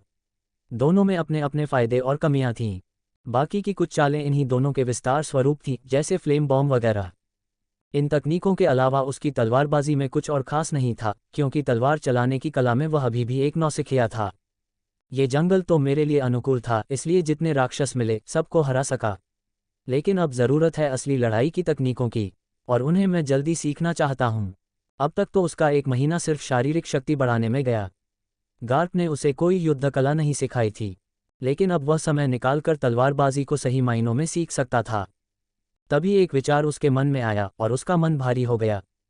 अगर मुझे प्रशिक्षण चाहिए तो मुझे किसी से लड़ना पड़ेगा, और वो होगा गार्प, पर वो तो अपनी ताकत पर नियंत्रण ही नहीं रखता। जैसे जैसे वो सोचता गया, उसके माथे पर परेशानी की रेखाएं उभरती गईं। वह कोई और उपाय सोच ही रहा था कि दरवाज़ा अचानक खुल गया। गार्प, कम से कम दस्तक तो दिया करो।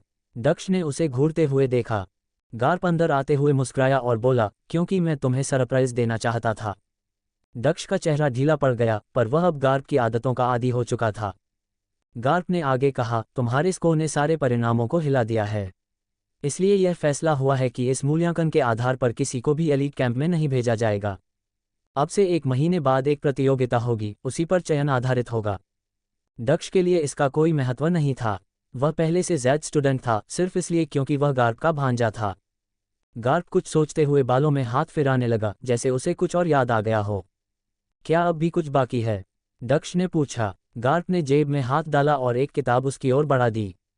ये तुम्हारे लिए है। दक्ष तो अब तक ऊब चुका था, पर जैसे ही किताब उसकी ओर आई, उसकी आंखों में चमक आ गई। उसने किताब झपट ली। गार्प मुस्कुराते हुए पीछे मुड़ा और कमरे से निकल गया। दक्ष ने किताब को गौर से देखा। शायद यही गार्प का सरप्राइज था। ये तो सच में सरप्राइज है। ये किताब मरीन के सभी तलवारबाजों के अनुभवों का सार थी। तलवारबाजी की असली आत्मा को समेटे ये ग्रंथ शायद मरीन की गुप्त लाइब्रेरी से निकला हुआ हिस्सा था। गार्प भले ही खुद तलवार नहीं चलाता, लेकिन उसकी पहुंच हर प्रकार की जानकारी तक थी, और यही जानकारी दक्ष को अभी चाहिए थी। जितनी जल्दी वह इस आग की ताकत को समझेगा और उसका बेहतर उपयोग करना सीखेगा, उतना ही जल्दी वह एक सशक्त तलवारबाज बन सकेगा। दक्ष ने वे हिस्से छोड़ दिए जो वह पहले से जानता था और सीधे उन अनुभवों तक गया जिनकी उसे जरूरत थी। इस समय वह एक औसत तलवारबाज ही कहा जा सकता था। आग के असर से भले उसका वार ज्यादा असरदार हो, लेकिन वह असली तलवार गुरु नहीं था। इस किताब में तलवारबाज और तलवार गुरु में अंतर स्पष्ट रूप से समझाया गया था। तलवार गुरु एक स्तर ही नहीं, बल्कि एक मानसिक अवस्था भी होती है। एक साधारण तलवारबाज को तलवार गुरु बनने के लिए सब कुछ की लय, रिदम ऑफ एवरीथिंग की अनुभूति करनी होती है, जो इस राह का पहला पड़ाव है।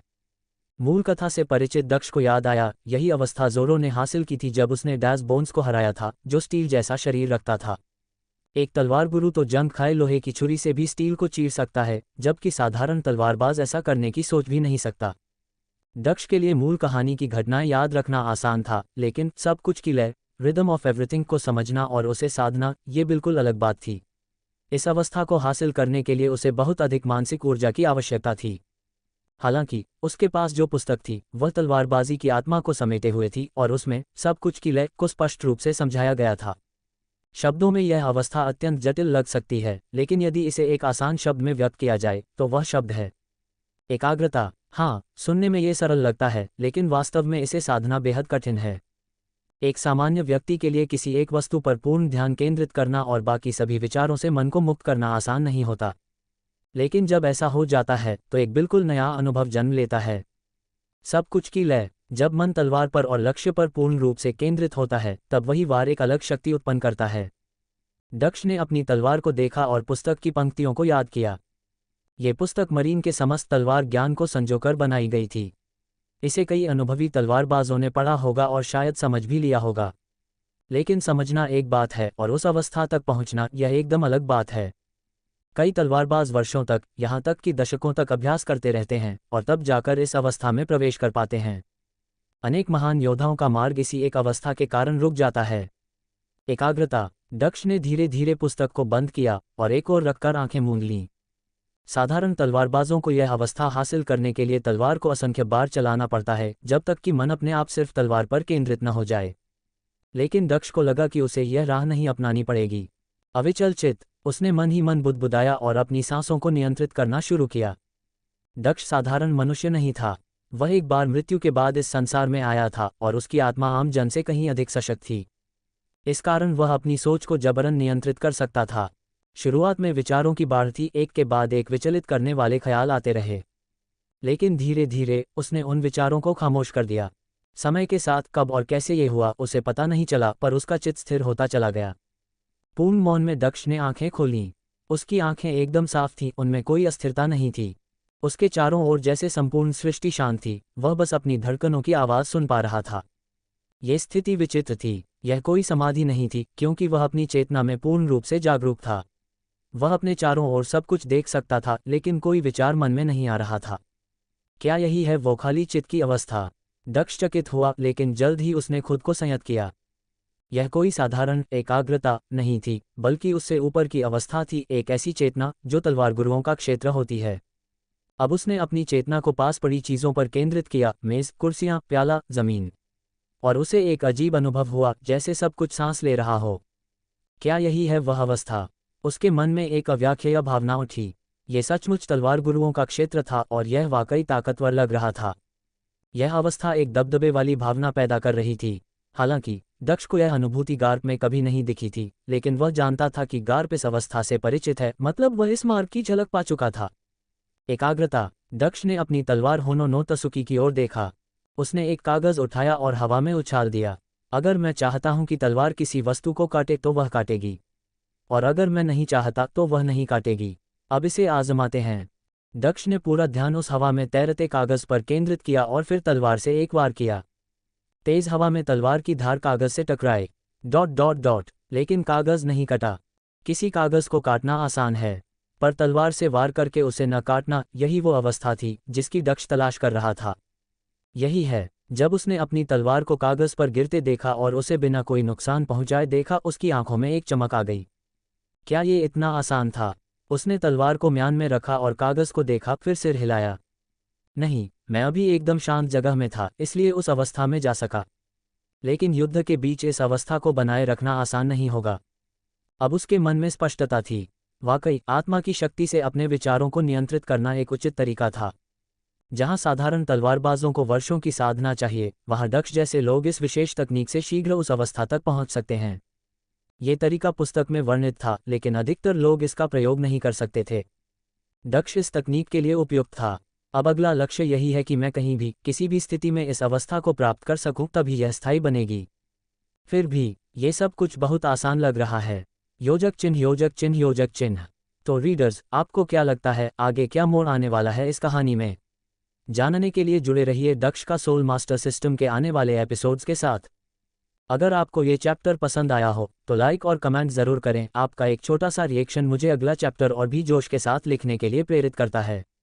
वीडियो अच्छा लगे तो अपने दोस्तों के साथ शेयर करना न भूलें। हमारे टेलीग्राम चैनल का लिंक डिस्क्रिप्शन में है, उसे ज्वाइन करें ताकि हर अपडेट सबसे पहले आप तक पहुंचे। आपका सपोर्ट हमारे लिए बहुत खास है, इसलिए जुड़े रहिए और इस रोमांचक सफ़र का हिस्सा बनिए।